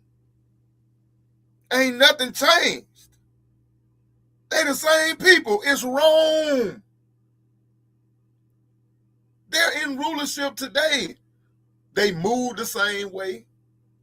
They don't have any new tricks. It's the same thing. Y'all brothers got anything on that?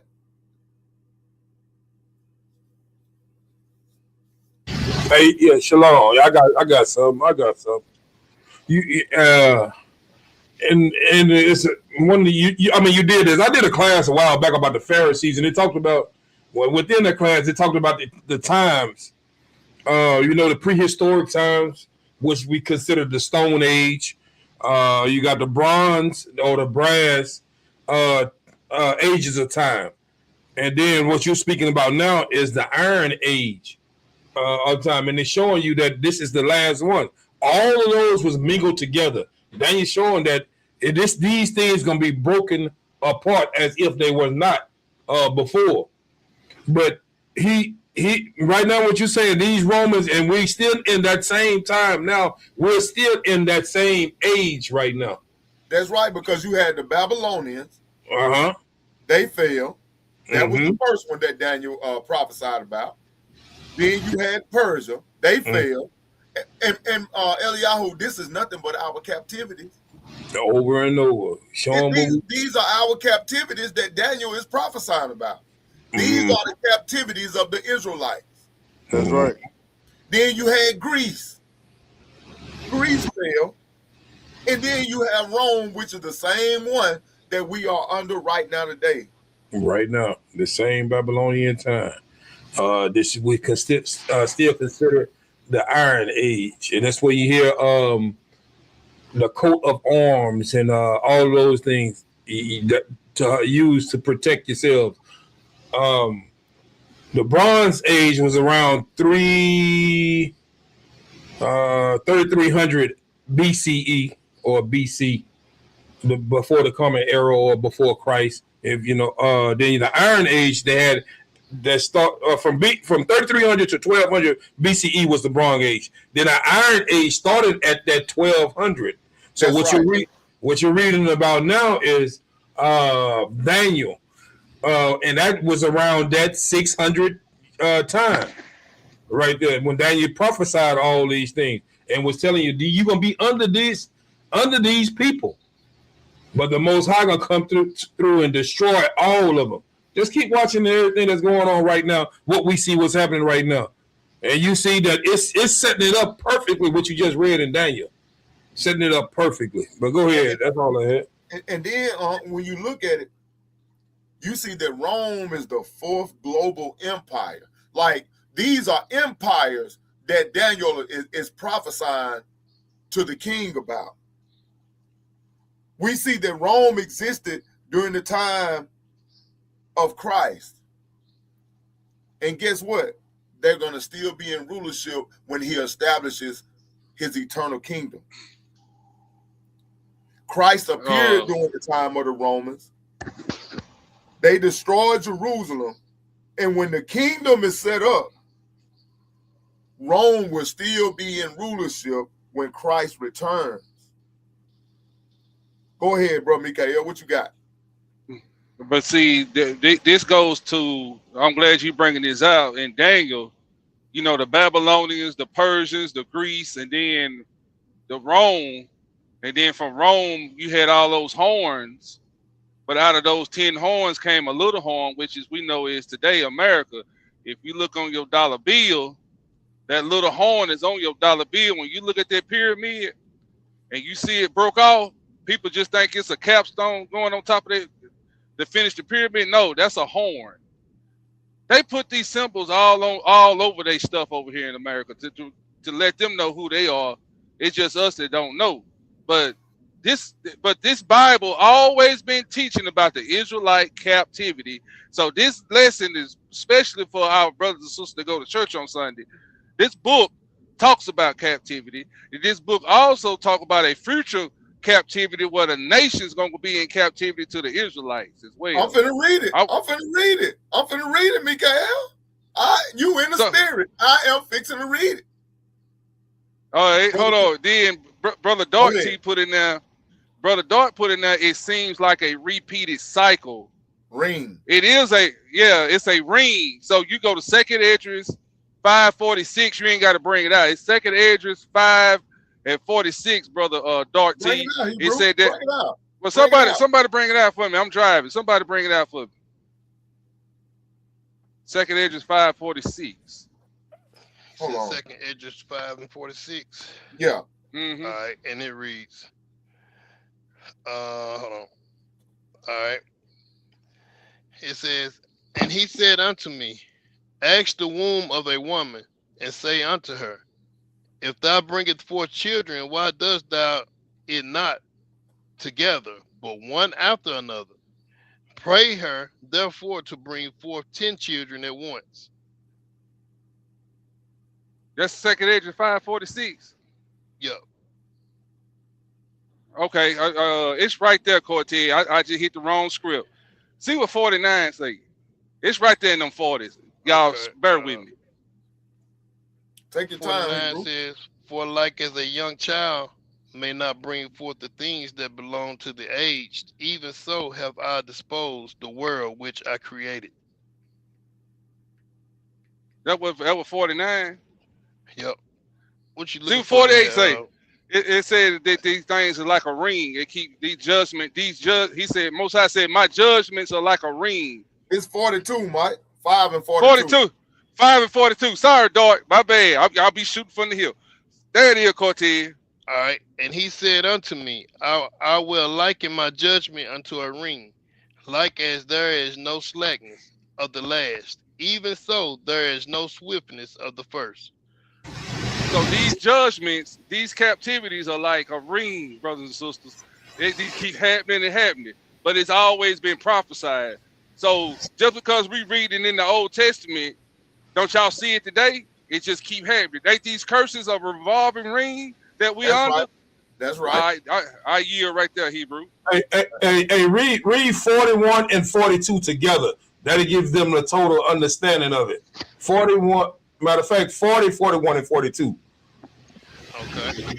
And it reads, Then said unto me, like as thou canst do none of these things that I have spoken of, even so can thou not find out my judgment, or in the end the love that I have promised unto my people. And I said, Behold, O Lord, yet art thou now unto them that be reserved to the end. Y'all keep seeing this, right? It's talking about his people, the ones that are reserved until the end. That's right. That's you remember, right. he always had that remnant. Remember when Elijah was like, "Oh man, I'm the last one, I'm the only one." Most I said, "Don't worry about it. I got 7,000. Yeah, I got 7,000 that haven't bowed the knee to Baal." that's so right. I got some people reserved until the end. Come on, hallelujah! Right. Bring it out, Hebrew. And what shall they do that have been before me? Look, here's your ring right here. He's talking about, what about those people that was before me? What about them? What we gonna do about them? Don't worry about all that. Come on. All right. Are we not be now, or they that shall come after us? Oh, now you worry about the ones that gonna come that was before me. What gonna happen to them? The ones gonna come after me. Then here we go with Mikael brought out. Don't worry about it. Come on. And he said unto me, I will liken my judgment unto a ring. It's gonna circle right back around. Come on. There no slackness of the last, even so back. There is no swiftness of the first. That's it right there. My judgment is like a ring. Don't worry, but they coming back. All those people are coming back, and they will receive their judgment. Those people that's gonna be before, after you, it's gonna be the same thing again. Receive their judgment. They're gonna receive their judgment, and that's why we see these nations taking over the way that they did. It's not. It's think about what we in the 8th captivity now. Yes, sir. Draw the number 8 and see what symbol does it make. It repeat itself. Once you go on 8, you stay on 8, and it just repeat itself, just like a ring. That's right. Go ahead. That's all. All praise. And y'all just led into the next section. Brother KG, pick that Daniel 2 back up at 42. And let's go down to verse 46. No, 47. All right. Daniel chapter 2 and verse 42. And as the toes of the feet were part of iron and part of clay, so the kingdom shall be partly strong and partly broken. And whereas thou sawest iron mixed with miry clay, they shall mingle themselves with the seed of men, but they shall not cleave unto one another.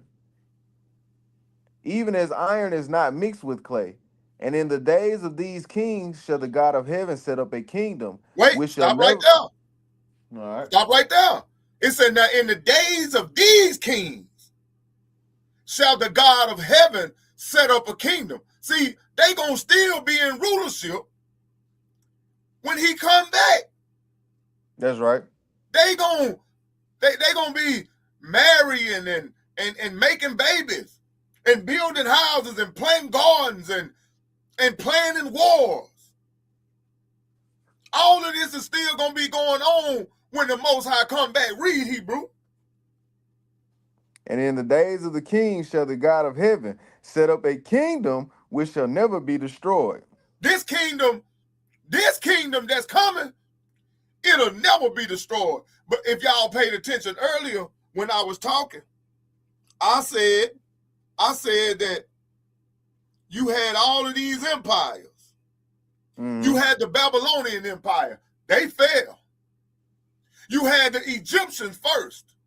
The Most High he put them down. Then the Babylonians. Okay, then Persian Mede. They came. They put us in captivity. And the Most High allowed us to be in that captivity for a amount of time. Then he put them down. And then here come those old nasty booty bashing Grecians. The Most High sent the Maccabees and they put something on them. They failed. Now we in Rome. Now Rome is in leadership. And they think it's going to go on forever. They don't ever think the Most High going to get us out of this captivity. And I can promise you that in every captivity that our people was in, they feel like it would never come to an end. The people that was in rulership, they feel like I'm going to always rule over this people. It ain't nothing that I can see in my foreseeable future that's going to change the state of this people. Pharaoh thought it. Pharaoh thought that he was so powerful that he was going to be able to hand his kingdom down from Pharaoh to Pharaoh to Pharaoh to Pharaoh, and it would never end. But we serve a God. That's right. See, we come from a bloodline of people that kept the laws, statutes, and commandments of the Most High God. And he always come to our rescue. He said, for those people that are called by my name, if they'll humble themselves and quit sinning and turn from their wicked ways, he said, then shall I hear from heaven and I heal the land. See, the Most High waiting on us to get this thing together. The Most High waiting on us to wake up the 12 tribes of the house of Israel so that we can come back to keeping his laws, statutes, and commandments, because Rome is going down. Oh, they going down. That's Read, right. Hebrew. Hey, Hebrew. Oh, Hebrew. Whoa. He said to his kingdom there is no peace, right? That's right. Is that so? Hey, that's a precept with Isaiah 9, 6 and 7.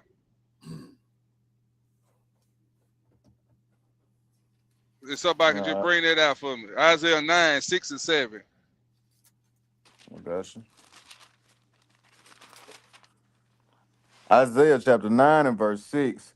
For unto us a child is born, unto us a son is given, and the government shall be upon his shoulders, and his name shall be called Wonderful, Counselor, the Mighty God, the Everlasting Father, the Prince of Peace. Of the increase of his government and peace there shall be no end upon the There be throne no of what? David.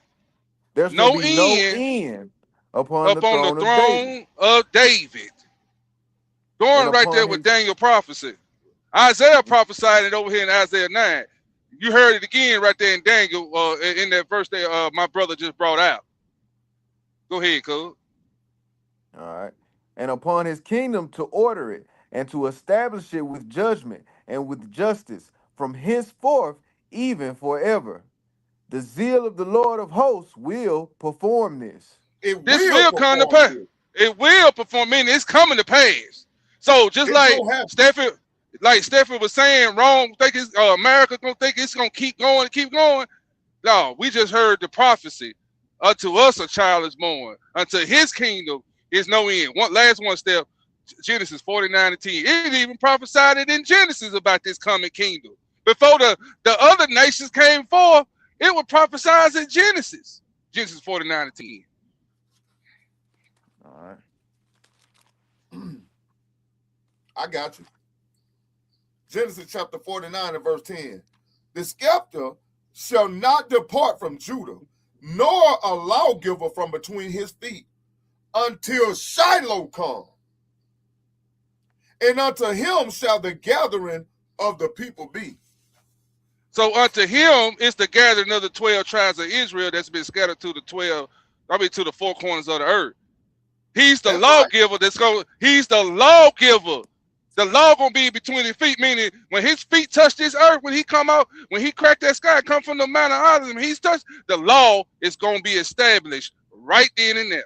When he cracked that sky, when he That's cracked right. that sky, when he cracked that Hallelujah. sky, yeah, they all gonna die. And when he speak for his mouth, he gonna be speaking the law. You can read that in Second Esdras. He gonna speak forth the law, and people gonna burn up whatever iniquity they got in. They gonna burn up when he speak the law from his mouth. Hey, Go it's ahead, bro. called I yield. spontaneous combustion. Yes, sir. That's All right, right. go back to that Daniel 2, Hebrew. Bring it out. All right. Well, I stopped at 40. Yep, I think it was, that should not include 100. Daniel chapter 2 and verse 44. And in the days of these kings shall the God of heaven set up a kingdom, which shall never be destroyed.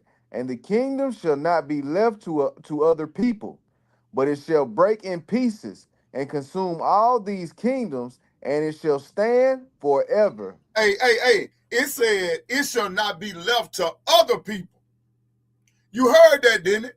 It shall not be left to other people. Y'all's reign is over. That's right. All right, pick up that 45, Hebrew. Daniel chapter 2 and verse 45. For as much as thou sawest that the stone was cut out of the mountain without hands, and that it brake in pieces the iron, the brass, the clay, the silver, and the gold, the great God hath made known to the king what shall come to pass hereafter. And the dream is certain. The and dream is what? The dream is certain. The dream is what? The dream is certain. The dream is certain. It's not if it happened, it's when it happened. Go ahead, read, Hebrew. And the interpretation thereof, sure. Then the king go of down to 37. 47. Go ahead. Then the king of Nebuchadnezzar fell upon his face and worshipped Daniel, and commanded that they should offer an oblation and sweet odors unto him. The king answered unto Daniel and said, Of a truth it is that your God is a God of gods, What? and a Lord of your God is a what? Your God is a God of gods, and a Lord of kings, and a revealer of secrets, seeing thou couldst reveal this secret. So even the heathens, king, had to acknowledge that your God, the God of Abraham, the God of Isaac, and the God of Jacob, your God, the God that brought y'all out of Egypt by the hands of Moshe, that parted the Red Sea, and y'all came across on dry land, the God that brought y'all through the land of the Philistines, the God that allowed y'all to slay giant after giant after giant to come and to establish the land that he gave you that was flowing with milk and honey. To only get this land and fall back into idol worship and to fall back into sin, and then he allowed the Grecians to come in and just handle y'all. And then now, here we go under the kingdom of Rome that came in 70 AD and ransacked Jerusalem and ran our ancestors out of the king, out of our land and down into Egypt. And now we find ourselves here in a strange land, up under a strange people, up under a people that'll eat you, up under a people that'll poison you, that'll rob you, that'll keep their foot on your neck 24/7. They tax your money 5 or 6 times. You barely got enough money to feed your family and pay your bills. Oh, it's a wicked kingdom. But it's coming to an end. That's right. This kingdom is coming to an end, Hebrew. The Most High say, my word will not come back void. He said, if I say a thing, that thing shall come to pass. So in conclusion, let me say this, Hebrew. For 300 years, Rome tried to crush our people with force. But they failed. Didn't they fail? We still here. So Rome adapted. Instead of destroying the church, they embraced it.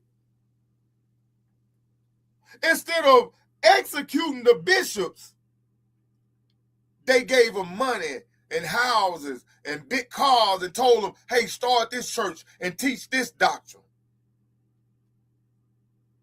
Instead of outlawing our people getting together, going to the church, they hosted it. They built universities to teach our people what to teach and what to preach. And they taught them how to hoop and how to establish mind control over helpless people that just need something to hold on to. These empires are very intelligent. They're very crafty. They don't always want to crush a movement. Sometimes they just want to absorb the movement so they can turn it and twist it and turn it into something of their own that they can use against our people.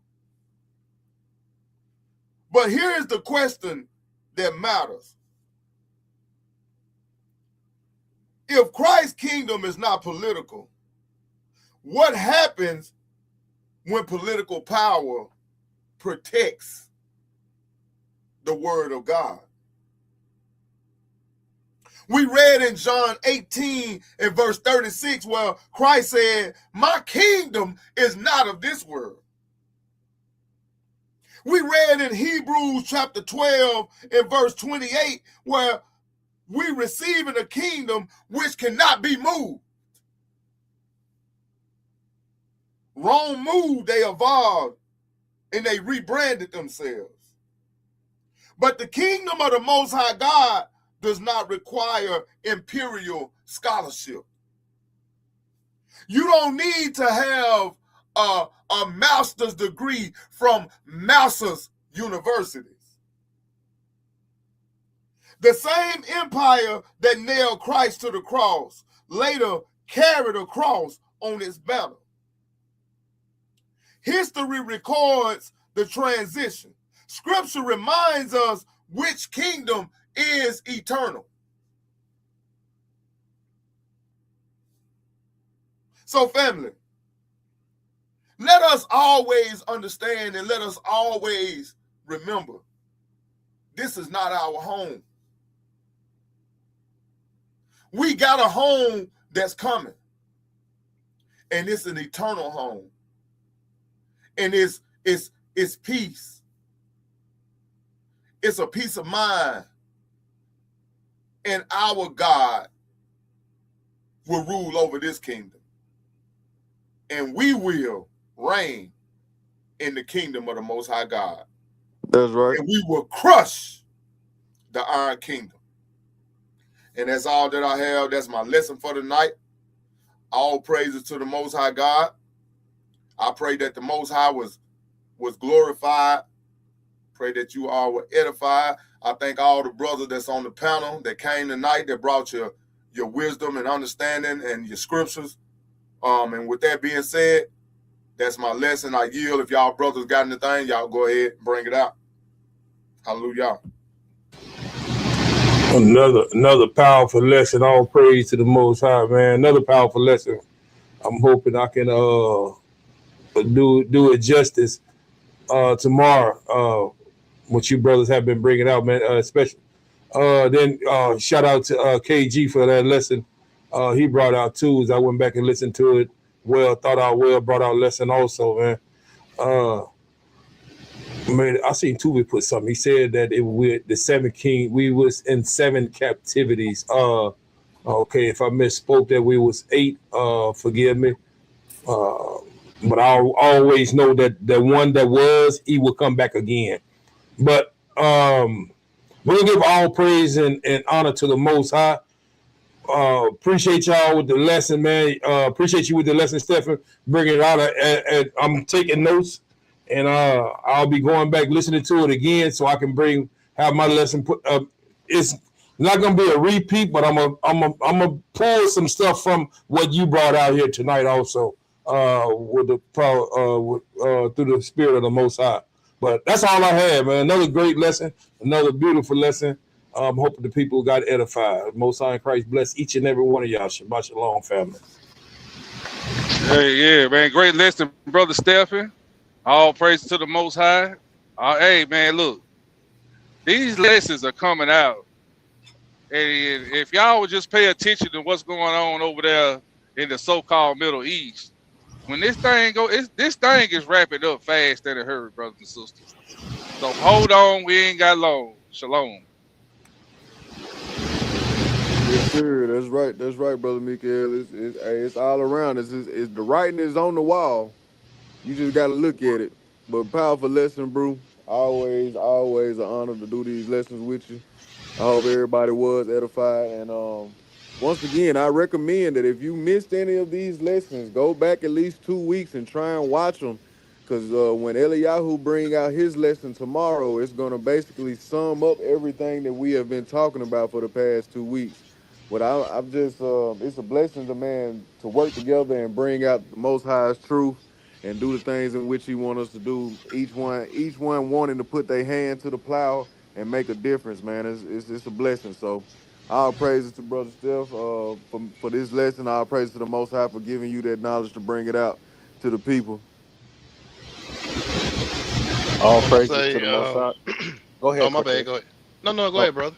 Go ahead, go ahead. hey, all praises to the Most High, man. Thank y'all once again for allowing us to be on this panel.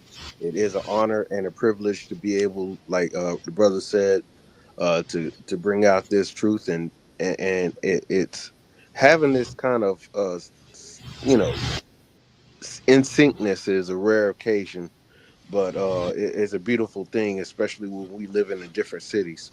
But all praise to the Most High for bringing out this lesson, another powerful lesson. I was trying to hurry up and get to my studio so I can warm up the organ for you, Stephen, because you were about to go in. But now I'm just joking. But I just wanted you to I just wanted you to, man, stay encouraged, man. Keep bringing out these lessons, man. We're making a difference. I pray. All praises, all praises. All right, all praise to the Most High. I just want to say, man, another outstanding lesson in the books. Just I thank you, brothers, for being diligent and being obedient and allowing the Most High to move in y'all life. Putting these lessons together. Salute to you, brother KG, for an outstanding lesson that you did on Tuesday night. I missed the Hebrew, but I did rewatch it. Outstanding. And like I said, it's just a blessing, man, to be amongst the team. To be amongst like-minded men that are striving and trying to keep these laws, statutes, and commandments, and trying to get into the kingdom, man. And just keep one another in prayer. And like Mikael said, my favorite word, hold on for we ain't got long, because in the end we win. And I'm looking forward to hearing the Unc lesson in the morning. So with that being said, I bid y'all Shabbat Shalom. In Any your hands, Steph. announcement? Any announcements? Get it? Uh, Yahoo. First Shabbat will be next week. We will be having class in person. Yes, sir. Yes, sir. Until and unless anything changes, Brother Mikael will be leading this class. For those who want to come No, on no, no, down. no, no, no, no, no. You would be leading the class. I can't lead it that week. Steph didn't Oh, tell you. okay. Oh no, No, I no. might have heard it wrong. I told him that we wasn't sure yet. Oh, I didn't okay. know if you were gonna be able to make it in. I wanted to leave it open for you, Hebrew, if you was able to make it in. Yeah, I don't know yet. It's too early. Yeah, that's what we said. That's what we talking about. Oh, what? Okay. Okay. But he All gonna right. have I'm one in sorry. the hole. He gonna have one ready, just in case you don't get to make it. We got you. Yes, sir. Either way, Oh, we gonna be gathering together, and we'll have there will be food, will be drinks. That's right. Uh, Sister Bashan is gonna put it down. Yes, sir. Sister So come, Bashan gonna have on meatball jumping. Cortez, and you ain't taking them all home either. That's Hey, right, Cortez, because you I'm welcome to taking. him, Cortez. Take them all home. Take them all home, Cortez. Hey, Okay. I'm not even responding. I'm not even responding. Oh, praise. Other But than that, yeah, just to add on to what Brother KG saying, for anybody that's in our area that is able to make it, the class will start at 11 o'clock. It'll be in Baldwin, Mississippi. Matter of fact, I will have the address to post if Uncle Eliyahu don't mind me posting it on his lesson in the morning. Yeah, man. Look, no, I don't mind at all. Okay. Throw it up there. Anytime. Okay. We'll post that address for anybody that want to write it down, that want to come and fellowship with us. Like we said, we will have food. We're gonna eat after class. We're gonna fellowship for a while. We're gonna break the bread of life. Then we're gonna eat something. We're gonna have a good time in the Lord, man. that's right. And I think that's all we have as far as that. If anything else is pressing, y'all brothers, bring it out. What we got coming up? Purim coming up here in another couple of days, I believe. Somewhere around the second and the third, or the third and the fourth. I got to get my dates. Calendar on, if somebody can post it on the screen. Y'all have a calendar? Yeah, here you we go. got No, that calendar ain't no good. You got to get it updated. Okay. Yeah, Okay. we do. Oh, yeah, 2025. Yeah. Mhm. Okay. Yeah, get an updated one. See if we can get. Think you better get an updated one, Mikael, and put on the screen tomorrow. Yeah. Well, I don't know about tomorrow. I got to get in touch with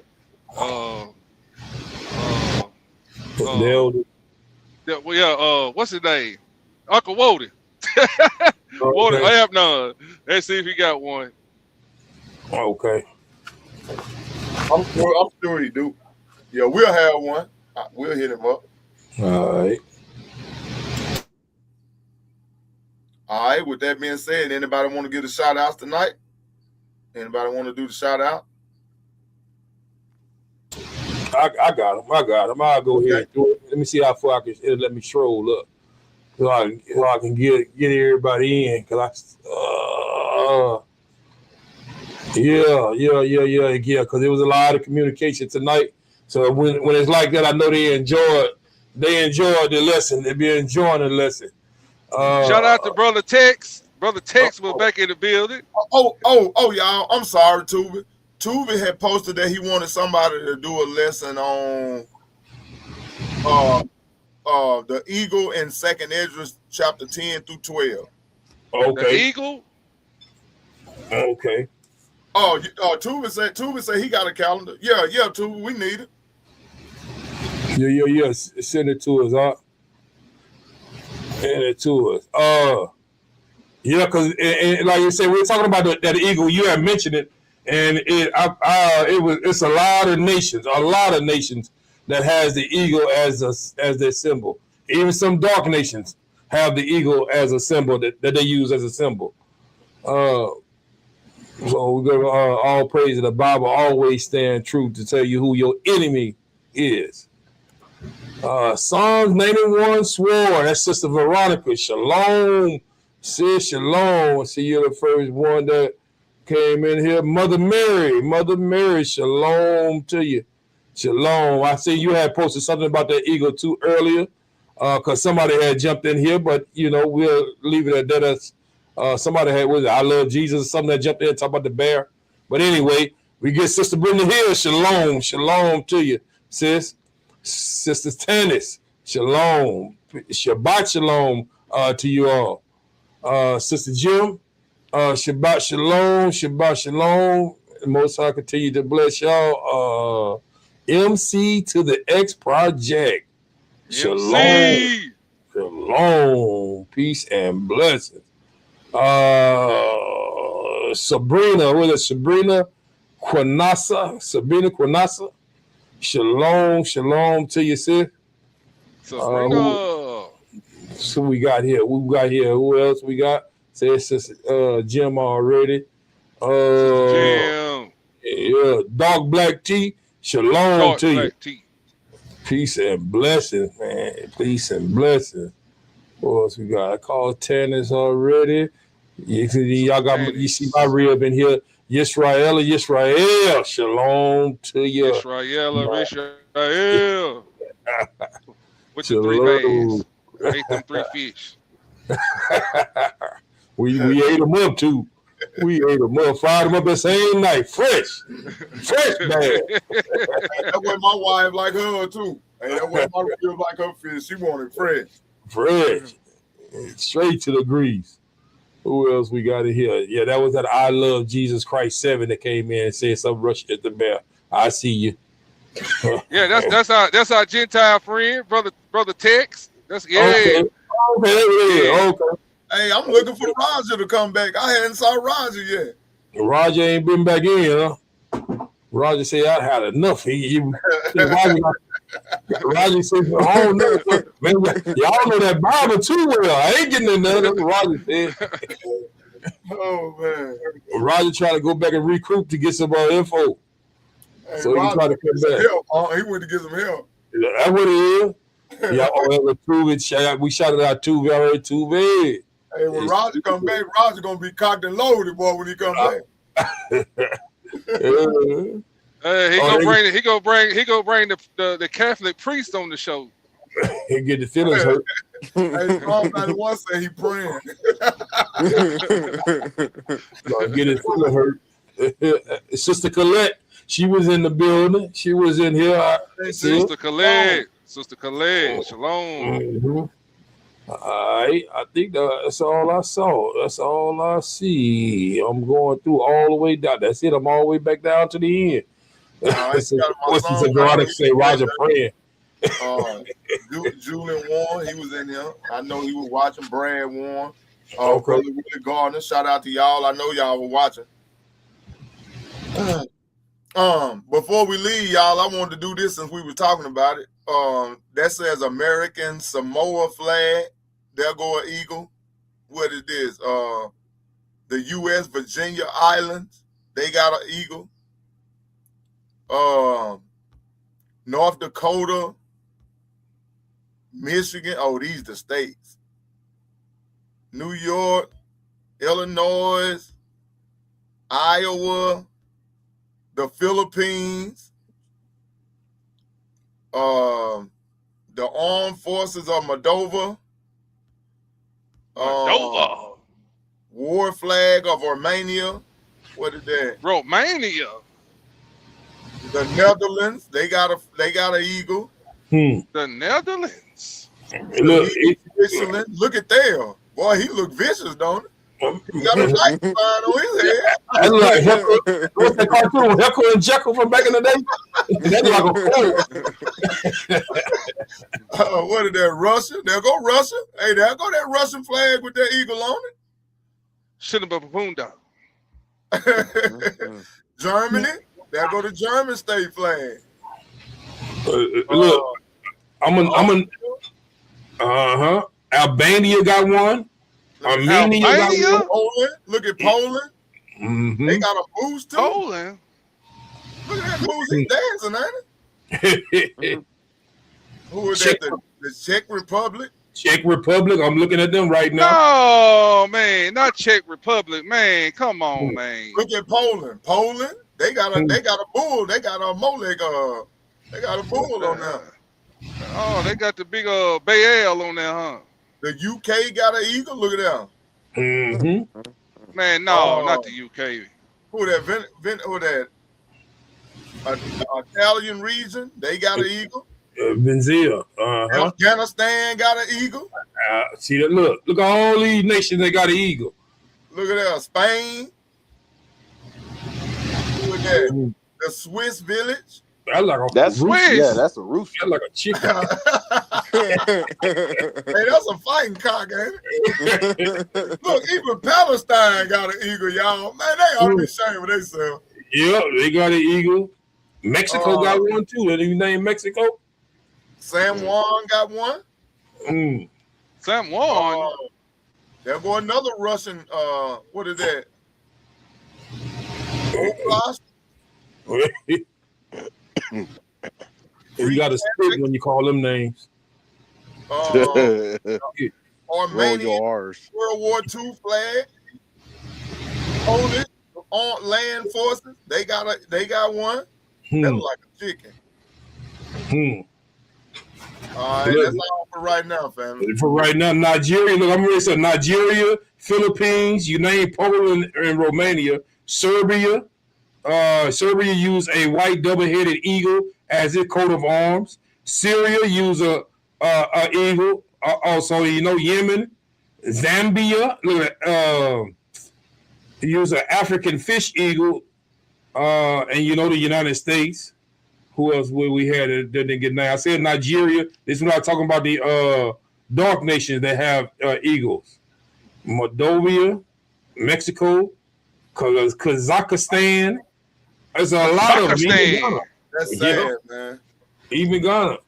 Hey, shout out to over there in Kazakhstan. Remember, those are also places that Rome conquered too. Mm-hmm. Shout out to Mother Mary for dropping them scripts in tonight. I didn't see Sister Arlene, but I see Mother Mary dropping them scripts in tonight too. Man, yeah, Sister Arlene, y'all keep Sister Arlene in y'all prayers. They buried her sister today, so that's why she ain't here. Okay. Yeah, Egypt. We didn't say Egypt. Two say Egypt. Mm-hmm. Egypt, Germany, and shout out to Yeti for that intro. Man, we're finna bang it. You ain't gotta worry about it. Oh, praises. Finna bring it out. And here I thought I was finna have to request it. Hey, I got it cocked and loaded, baby. Hey, but with that being said, family, hey, we love each and every one of y'all. Thank y'all for tuning in tonight.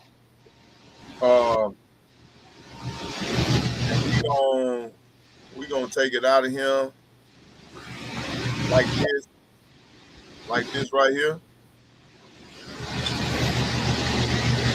Shalom. Hey. This ain't Almies. This is Simon. Get your weight up! Get your weight up! Friday can't hit him. But they walk to it like a boss. Keys on his mind. Victor in the still. Wait up. Yeah. Get your weight up. Gotcha.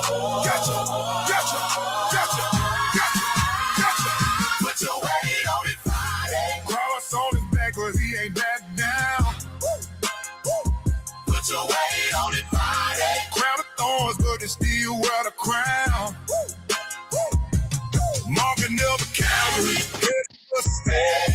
Mind of a king, hands already ready. Death thought he won, but it ain't quite. He came for the keys on a Friday night. Get your weight up. Dirty south wind blowing through Jerusalem. Brown will let his walk. Ain't no fear consuming him. Them are talking loud, but the lamb ain't listening. Already saw the end. Resurrection, vision it. Carrying wood like it's light wood. Every stripe on his back made the night. But he ain't full. I ain't break. Every step was a kingdom earthquake. They thought the nails were silence and thought Bray would define, but he's stepping like a general. Already out designed him. Not a Christ spoken, tunnel vision, never hopeless. He ain't dying for attention. He collecting what was stolen. They don't see the bigger picture. They don't know what's at stake. Friday looking like the feast, but Sunday finish shade. Put your weight on it Friday. Cross on his back, but he ain't back down. Put your weight on it Friday. Crown of thorns, but he still wear the crown. Marching up cavalry, heavy but steady. Mind of a king, hands already ready. Death thought he won, but it ain't right. He came for the keys that Friday night. Get your weight up. Hell going parties, demons celebrating. Beating through the sun, was infiltrating. Walking in the darkness like he on the block. Keys to death and hell, yeah, he came doing life straight soldier. It's bloodline holding the vagonet. He ain't loud, but the power loud. Whole earth shook when he bowed. Tone sealed up, stone rolled tight, but the line was resting for a fight. 3 days beat, then the ground cranked. Power stepped out, kingdom intact. Now the keys hanging on his weight line. Victory stamped in the time ride. If you riding with that high side, you better level up your grind. Wait up, wait up, wait up. He came for the keys, keys, keys. They thought it was over, but it was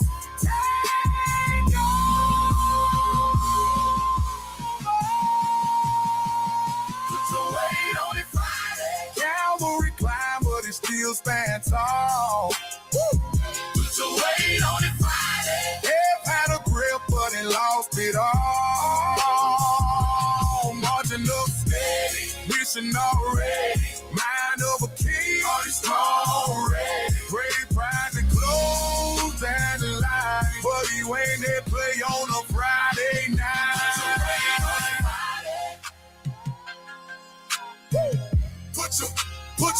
Put your weight on it Friday. Put your weight on it Friday.